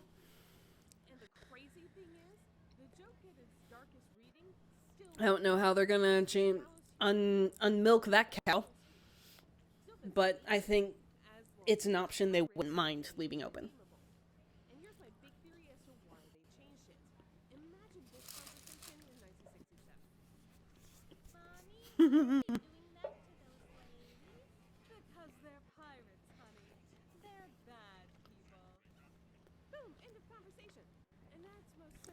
I love that bit. I was originally going to have some friends voice act, but time got away from me, and I was like, you know what? I can do a child voice and an uncaring mom voice, so let me do both. And then really, if you guys have not subscribed to Chris's channel, I plead that you should.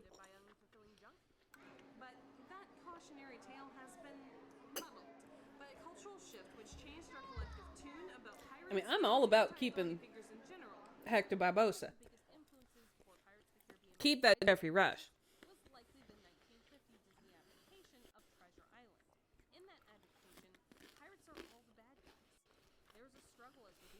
Or, you know, if you had to take out the animatronics, you could always keep like the chest, the Aztec chest in the treasure scene. So you'd have that allusion to the rides without, you know, unpleasant people being involved.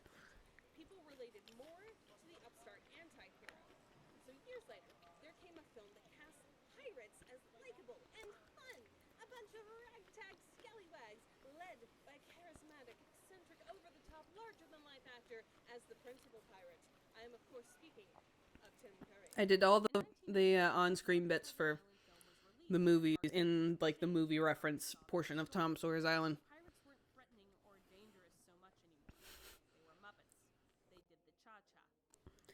Zach found for me a nice high-quality file for Muppet Treasure Island through the magic of the internet. And one thing about it is, once I put it into Vegas, it had 3 audio files, which included instrumentals. So I got a nice, pure version of the backing tracks for and Cabin Fever.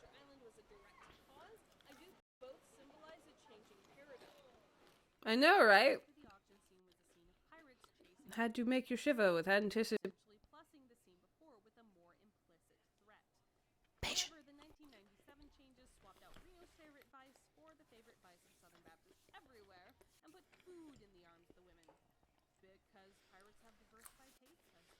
And I can make that Southern Baptist joke because I'm Southern Baptist. Or I grew up Southern Baptist.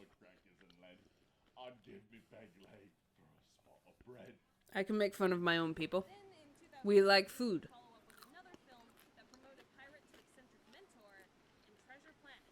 There's an onion ring in my... Oh, here comes the best graphic editing Zach and I have done together. I love this so much. I'm going to pause this so we can go back to it.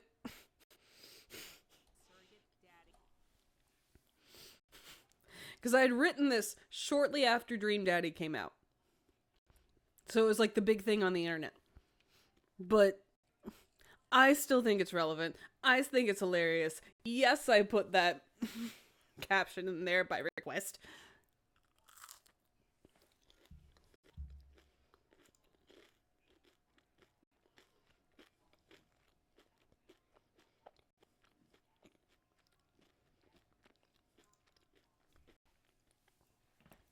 I just kind of want to bask in it for a while. Also, this like lower third, Zach completely made that. He looked at some Let's Plays of Dream Daddy, and he copied and made that himself. And I'm very proud of our little roommate. Not a perfect father figure, a problematic phase, if you will, but to go from beguiling villain to mentor figure is quite a leap in cultural acceptance. But in 2003, they would go full protagonist, yes, finally, in the Pirates of the Caribbean film franchise.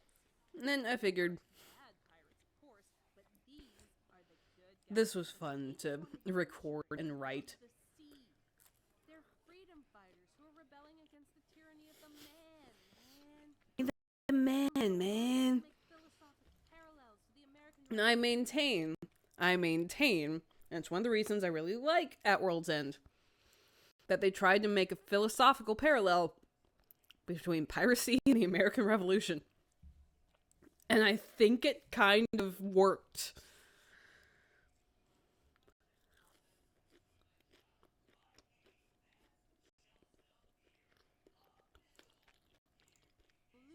Which is why I led into the other latest Revolutionary era craze, which is Hamilton.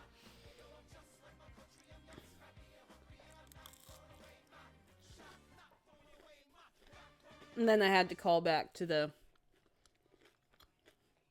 petticoat with calligraphy on it by a stealing pair of Charlie's undies, which he still wears today. I think he wore those today. It looks cute. My whole point being, there's been a seismic shift in what pirates are in the I liked that American gag. psyche since '67. It's a shift the pirates' attraction could weather. And see what I mean by kind of Trojan horsing all the academic SJW stuff and silliness? Both American versions added details and characters from the films, including several animatronics of Jack Sparrow. This protagonist pirate were explicitly supposed to root I was kind of worried this would get discovered by the dep stands, some pirates we are definitely not. And by protagonist, I mean who are a wild and fearsome bunch that hate any ill will towards their senpai. But they haven't said anything yet. more sunk further into Would have been fun to see the controversy. in a world where pirates are part of children's, nay, preschool. This, shortly after I outlined the Pirates episode, shortly after I saw Chris's episode on Pirates, just had me thinking how many pirates are in our childhood media. It's kind of like one of the go-to stock pirate profession, or like children's professions. Like there's policeman, there's doctor, there's a pirate.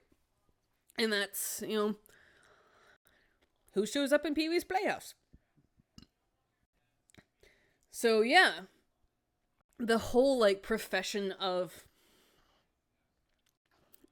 piracy is sort of kind of been softened by just how we use it in children's media. So like that is as much a culprit as any kind of like, oh, the SJWs are ruining our theme park. No, it's pirates have been part of preschool for forever, and people want to grow up remembering the pirates who don't do anything and not, actual Blackbeard who was a notorious rapist and womanizer.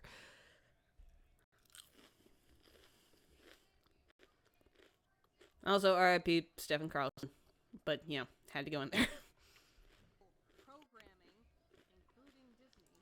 Like, particularly Jake and the Neverland Pirates, which is a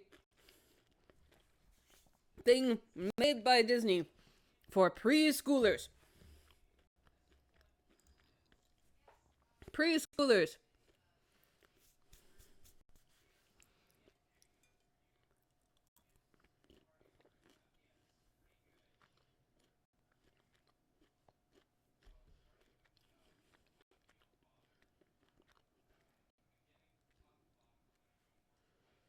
I'm just reading the chat now.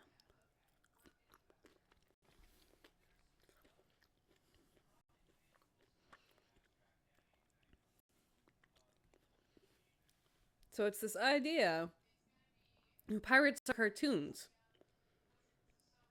There are still, piracy still exists in the world today, but we don't think of, a bunch of starving Somali men who are indebted to warlords that have to, like, climb up freighters with, like, their teeth to get whatever they can, we think of cartoons. So, you know, it's not just affecting our art, it's affecting our lives.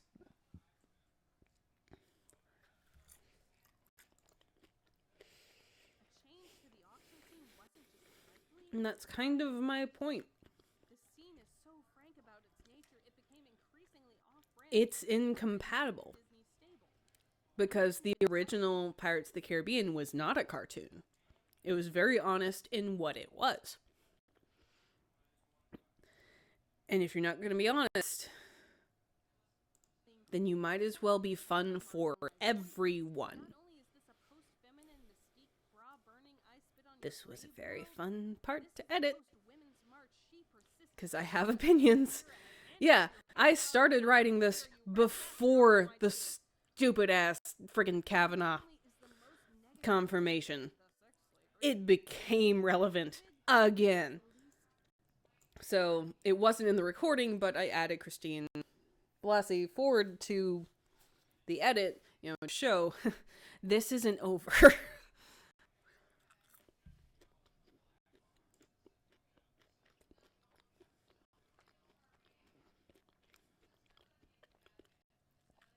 So it's like, at this point, if you're going to be listening to everyone, listen to everyone.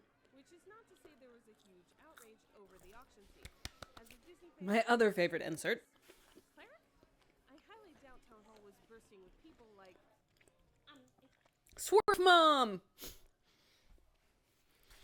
I am very afraid at how much I look like my mother in this shot.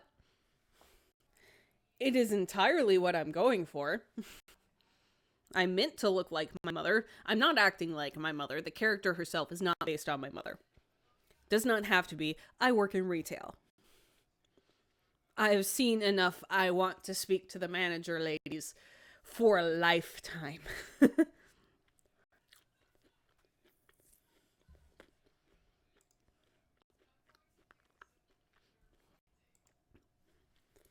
I am set for life on uppity, opinionated women that don't know what they're talking about. Non-intersectional.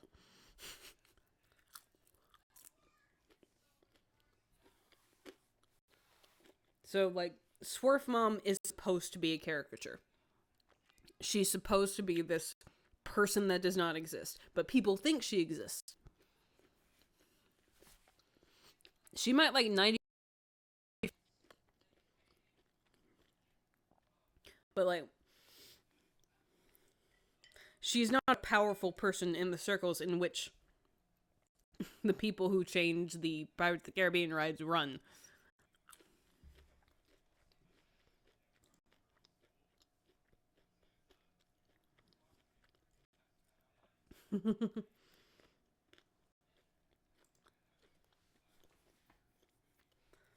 Like, she is a caricature in that she is not someone who... Oh, they exist. They just don't have... Like, they're what other people think of identity politics, which is a BS term.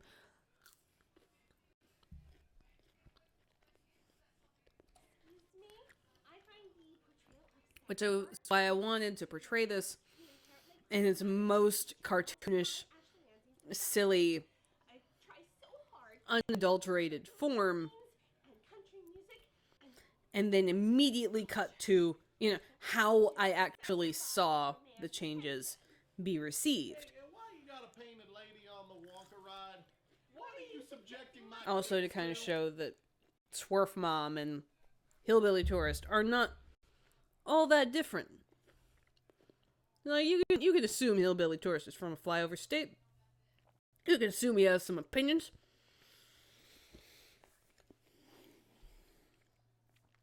And if Swerve Mom is not going to be intersectional and, you know, responsible with her beliefs and parenting, then maybe they were meant for each other.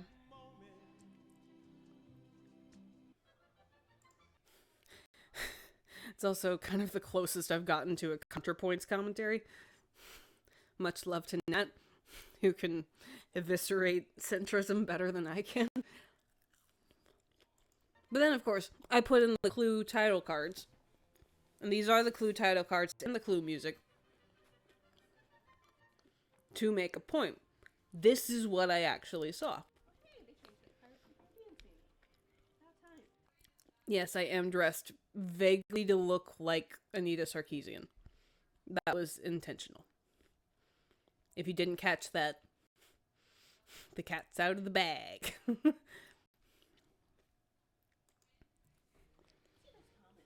And then... Why are you all so angry? Like, that was the biggest question. Why are you all so angry? The only question, and the nearest answer I have as to why the changes brought such visceral, angry responses is that people don't want to analyze their art, especially if it's in a highly comfortable place like a theme park, which is sort of antithetical to me, so I'm coming to ruin your crap. Drop the thing. So it comes back to that mission statement. It's important to analyze things we're comfortable with. And things we don't think to analyze. This is my actual red Disney bound from VidCon. If you've seen the Disney bounding video, this will look familiar to you. I wore red again in a Girls Disney Day a couple months ago. That was too much fun. I couldn't get a good shot of, you know, Mary and Anne from that perspective, so I just decided to show it. This is also in the ride. It's in the Skeleton Saloon section. And also, it shares a lot of that composition and stuff with that Rococo art. That sugar and porn section that we were talking about before. Open your art brain. I love the design of New Red. She is gorgeous. It is like clean and perfect. Love New Red. I will say, like, it's the actual new scene is not as like cohesive a joke. Like, you can't like look at it and in 5 seconds understand everything and get the joke and laugh. It's much more just like a world building scene now, but I love it. I love the characters in it. I love Red Has a Voice by Gray Delisle. And hey, if anyone wants to tweet Gray Delisle this video, the art theory video, and say, hey, someone made a video about your character, that would be lovely. I know, I'm a terrible, terrible panhandler, but it's a fun scene. It's not, you know, a snap joke, but here's the thing. If you're gonna make a joke that you get that quickly, you're gonna be relying on stereotypes. And stereotypes are not always coming from a good place or even a safe place. So if we're going to re-examine those stereotypes, we kind of have to re-examine the jokes that come with them. And that was the whole impetus for this video. I'm going to read the chat now, because I've been talking a lot.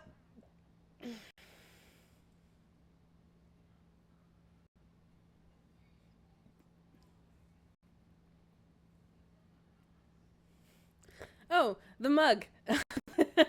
Casey, that was back when I needed Circle Plus business cards for VidCon. Just threw in a mug. So I had a ready-made prop.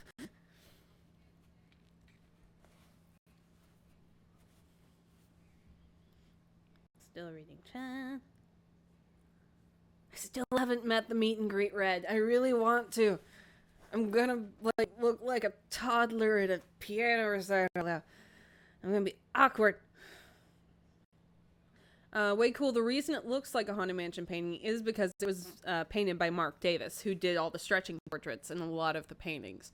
He's a very distinctive style. He's probably one of my favorite Imagineers. Yes, it's Grey Delisle as Red. I know.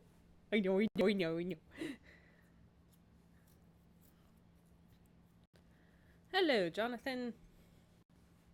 We are finishing up breaking down my Pirates of the Caribbean Changes video, which this is not the last video I want to do about pirates.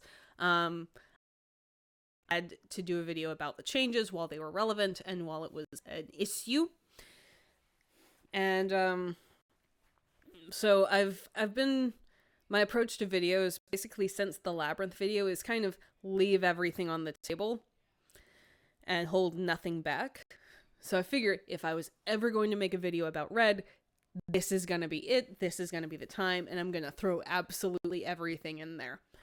Which brings us to where we have paused, which is I have been a Pirates of the Caribbean, the movie, fangirl since I was 15. Since before that, since the movie came out. Well, I was 15 when the movie came out. Never mind. I always get 2005 and 2003 mixed up. But anyway, that was my high school. Being a fangirl of this movie in particular, which led to a lot of historical research into the history of piracy. I have several books on the subject, and a lot of them talk about women pirates. And like, they were highly prevalent. So it is more historical for Red to be a pirate.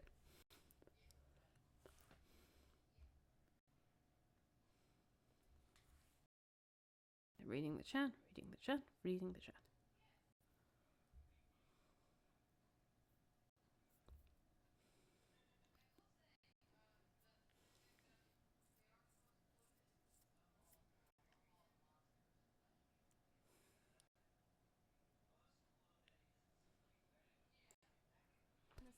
So, Anne Bonny and Mary Read were very famous pirates. Grace O'Malley famously got a pardon from Queen Elizabeth by pleading her case, both for her and her son. There's still an island off the coast of Ireland, I believe, that is like held by her clan, and she famously settled it. I said Ching Shi's name in the video. It was too late for me to change it. But Mistress Ching is kind of the westernization of her name, which is Ching Shi. I think that means widow of Ching. I think her actual given name is lost to history, but she was fabulous. Look up that Wikipedia entry if you have a chance. She went from basically a concubine to owning an armada. So, the further you look in the margins of history and look for women and marginalized people, the more they will surprise you.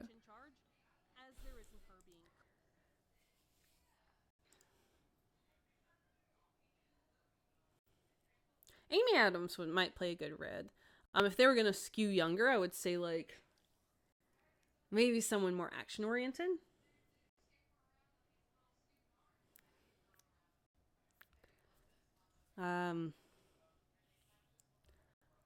I don't remember the first time I rode pirates. I think it was in 1999 in Florida. And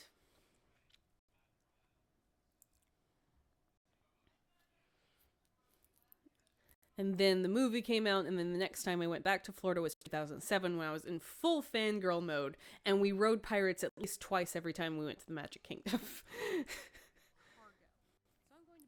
She looks so good, guys. Red looks so good. We're gonna, yeah. Red looks so good.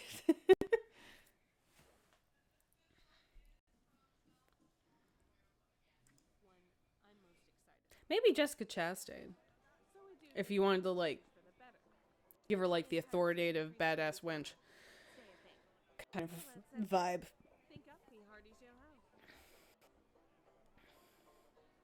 And then the YouTube Free Audio Library had this recording by the Naval Midshipman Glee Club of What Do You Do with Drunken Sailor, which I am a sucker for sea shanties. I am a sucker for a cappella choral music, and just like the way they said, way hey and up she rises. I mean, up she rises.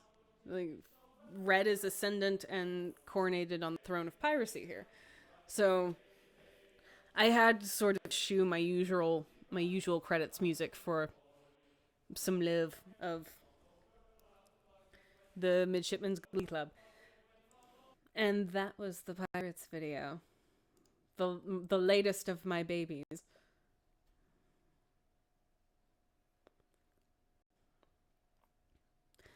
I don't know if it's a similar sculpt as from the Great Movie Ride, especially we have the same one here in Anaheim.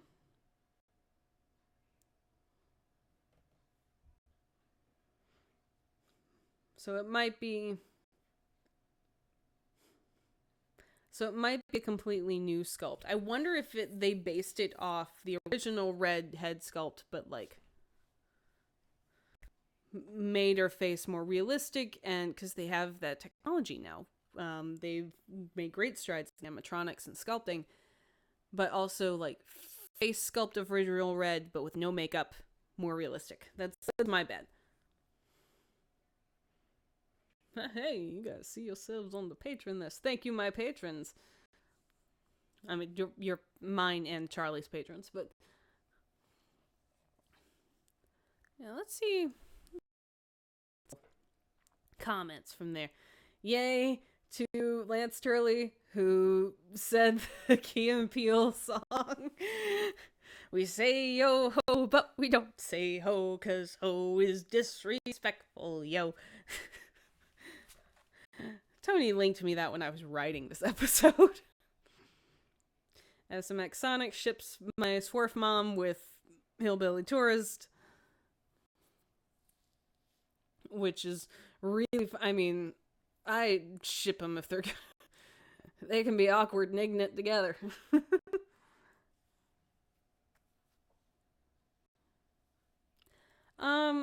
I think it would have been difficult for them to say we want the redhead given the new context. Like if they had like a red chicken, they say, hey, we want a redhead, but you know, as it is, she's kind of I like how she's like sparring with the auctioneer now. It's like, they don't want the chickens, dude. Let's give them the rum. I don't want to fix the clacking from the Tiki Room birds. I think it's charming.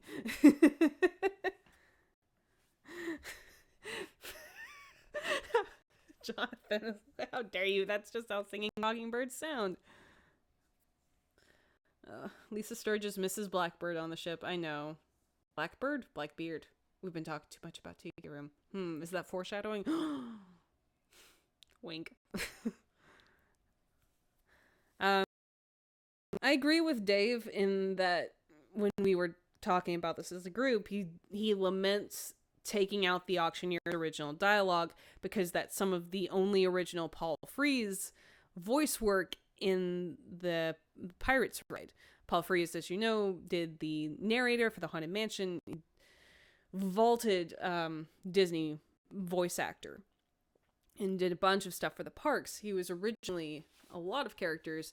He was originally Blackbeard, I believe. I could be wrong. I'm open to being wrong.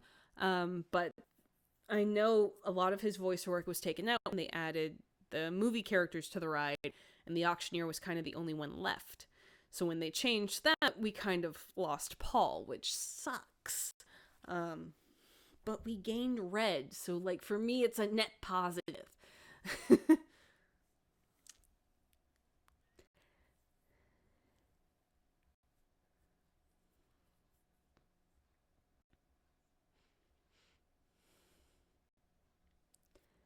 So it's kind of 6 of one, half dozen the other. Yes, on Drake. Thank you, Suki. And then more comments.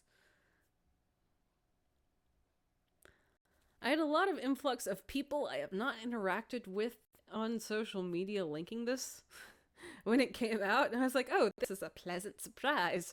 Who are all you people? I have to perform now.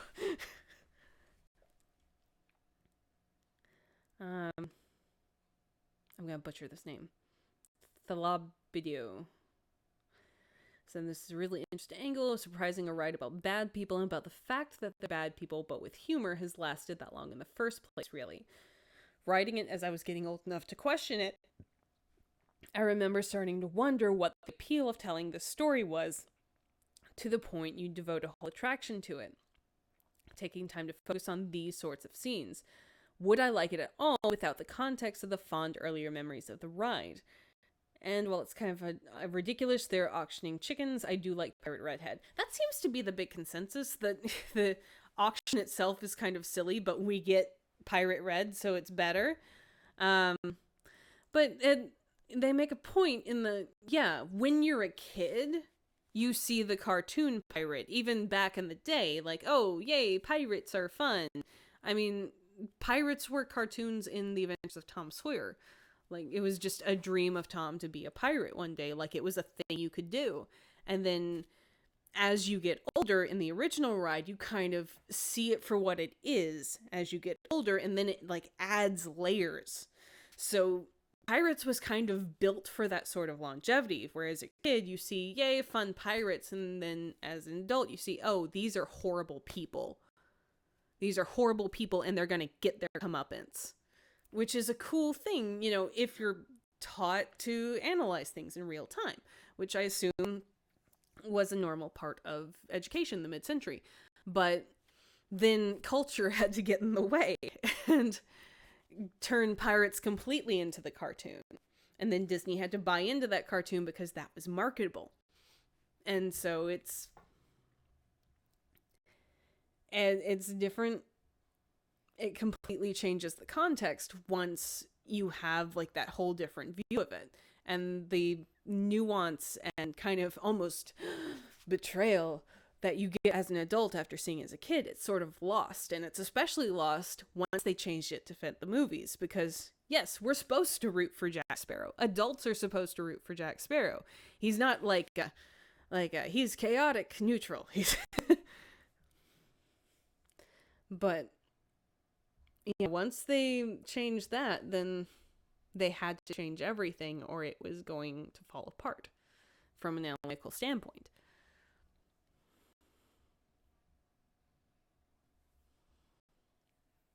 I'm reading the chat.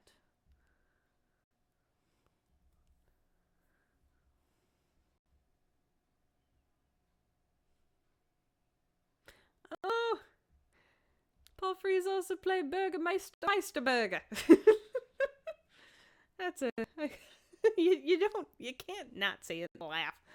I'm not sure who the auctioneer is now. They're a pretty good sound alike of Paul Frees. Not close, but pretty close. And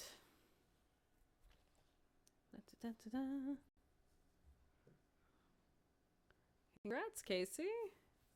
Look at you getting to go to Florida. I don't think the artistic nude red in the Skeleton Saloon should be replaced. It works with the red that we have. Like, you can assume that someone was an admirer of Pirate Red and he decided to paint this idealized portrait of her. And that's why he's a skeleton now, is Red found out. Narratively clues you in that Red's going to be there later. It clues you in as to what kind of saloon it is. It's very male-oriented. So it still serves its purpose.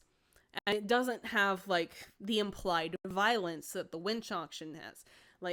Sexuality, even in such a mild form as that, isn't a problem in the ride. It's the intersection of sexuality and violence. That's the entire iffiness with the auction scene. And, that's kind of the point I was intentionally making Swarf Mom miss, is it's not about Red being a sex worker, it's about the implied violence of women being sold off. So, So the painting's fine. There's no violence in the painting. It's just Red being a cute little pinup.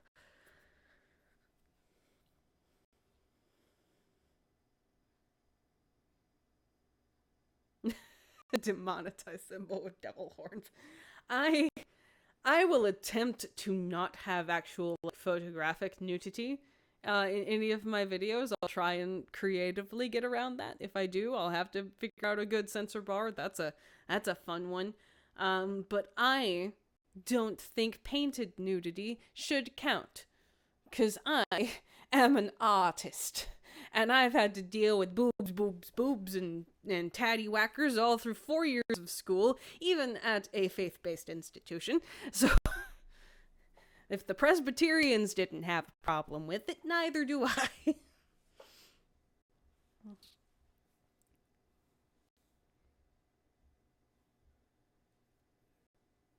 Yes, please shill your own stuff. Support each other. I like it when people support each other.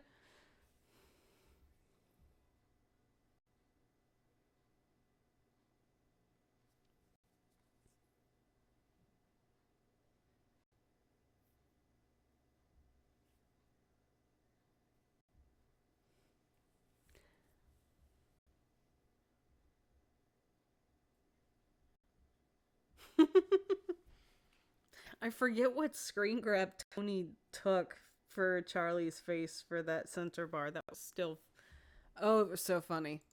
You know, I might draw something for a censor bar. I'm not above that. I'll be saucy with it. Yay, Chris. Chris is there in the chat if you need to see the actual channel name that you should subscribe to for Theme Park Carl Sagan. Here it is here. And then Sean Darby mentioned that the Royal Navy was just as brutal, if not more so, than actual pirates who did a lot of the killing and the rape. And yes, congrats. That is like the entire systematic weight of colonialism versus a couple criminals.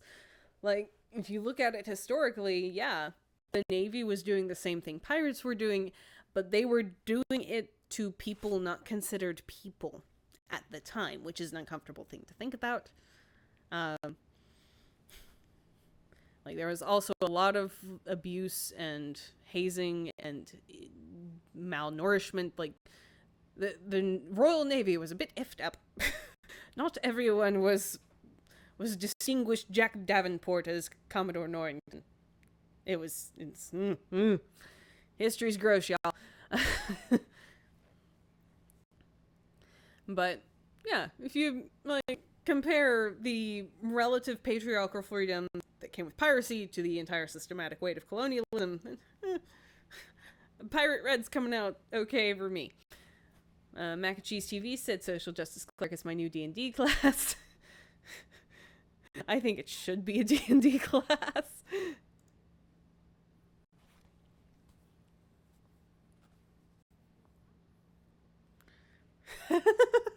Jonathan said the real goal here should be putting as many gratuitous man nipples in these videos. Yes. I can't get Charlie to take his shirt off. I tried. Pug faces. Oh, that'd be a fun censor bar. Or like derpy dogs. Derpy dogs for the tatty whackers, and then I don't know what for the boobs.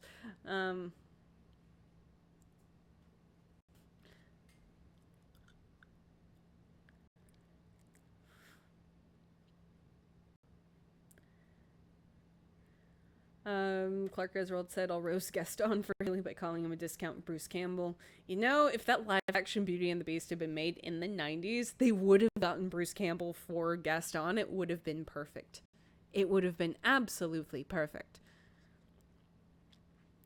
Nico Ramos, so whenever they finally move Jack out, what do you think they should replace for his different scenes? I feel like you could replace the last scene with basically anybody, or maybe put an actual gag there.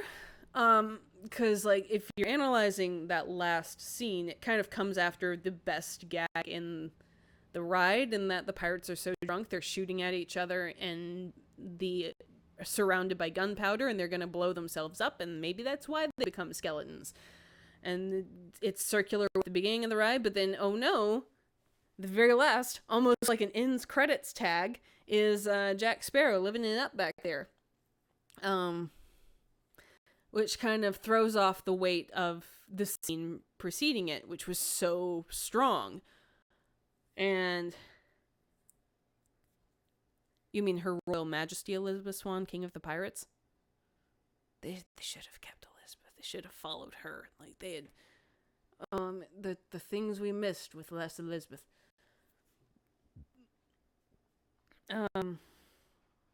But that scene with Jack, it's just there to show off, hey, we have Jack Sparrow. Don't you like Jack Sparrow?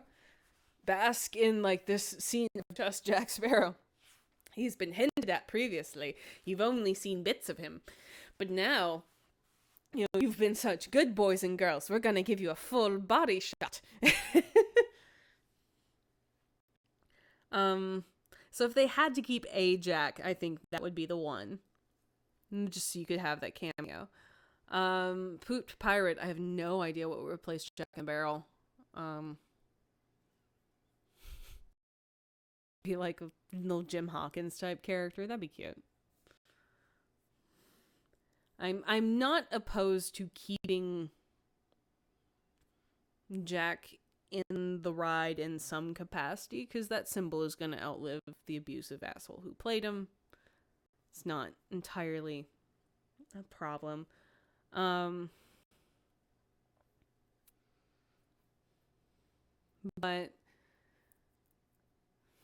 just, like, not make him the center of the ride. Like, most of the dialogue revolves around finding Jack Sparrow, or, oh, I got the map from Jack Sparrow. If they changed a lot of that back, it'd be a lot easier to phase the character out.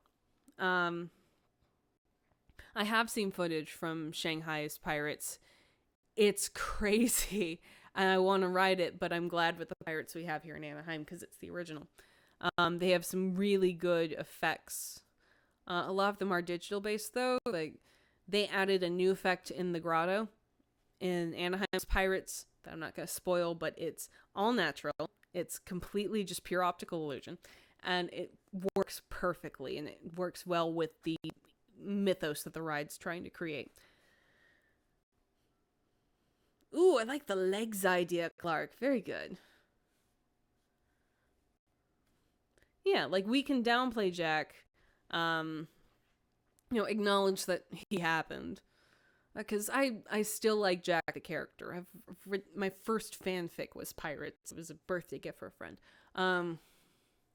Like, the character himself is a fun idea, and, there are plenty of really good Jack Sparrows in Disneyland that walk around and they embody the character, so I don't have to think of Johnny when I think of Jack.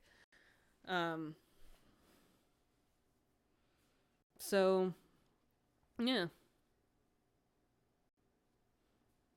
Ew, why would you change all of them into the Shanghai version? No. Use the technology in the Shanghai version to make a new ride. Is my thought process.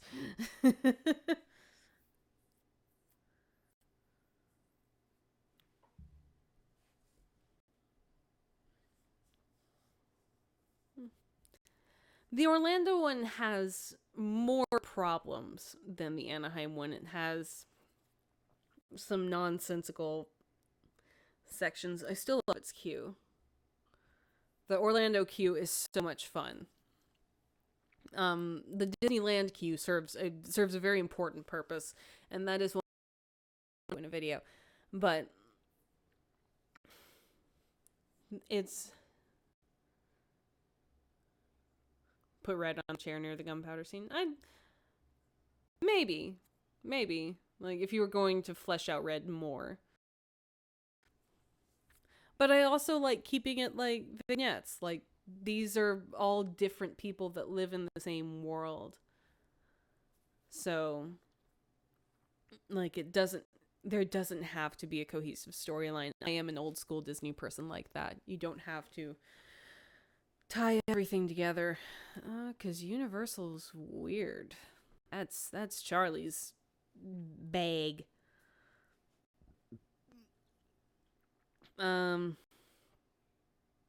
Yeah, Disneyland Paris was a flop.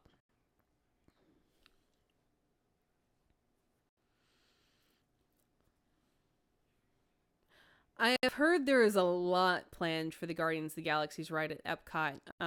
The ride vehicles were just now shown in a recent article, I forget where, but you can look it up.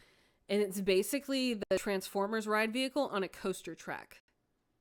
So it can move and swerve and focus on things like an Omnimover or a simulator vehicle, but it's on a coaster track.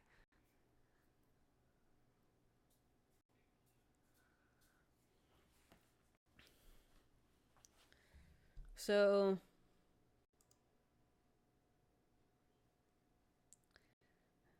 Dariana Carolina said, fellow art historian trying to finish a bachelor's degree. Go. You can do it, Dariana. You got this. I feel like the series was made for me. Thank you. I'm glad when I can see fellow art nerds find the series that warms the cockles of my heart.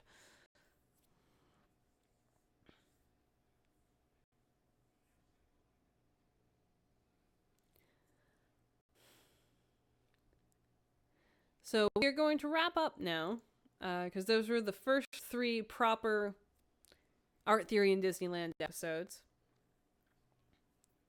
which was a fun time. Probably some of the best work I've done. And thank you all for joining me for this breakdown. Hopefully I'll do them for the next properly scripted episodes if someone wanted to know what's coming next. So I do have plans. The next few are going to be a bit different. There's going to be one that's more vlog based, but it's going to be about ideas for making Disneyland more green. And then there's going to be one that is I'm going to try and do what Defunctland does visually, or at least in style, but in concept and writing, it's going to be all me. So if you liked some of the more academic parts of especially the Pirates video and the artist statement video, you're going to really like what's hopefully going to happen in December. Fingers crossed. And then I've got more,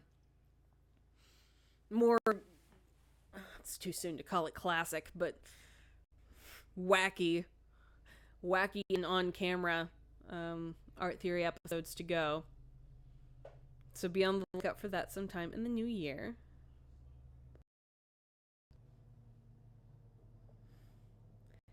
So I'm going to wrap this up, guys. Thanks for joining me. You've been a great chat.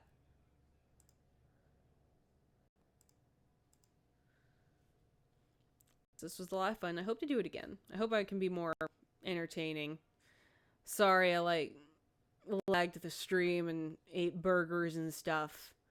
But you guys are troopers. So you guys have a good evening. And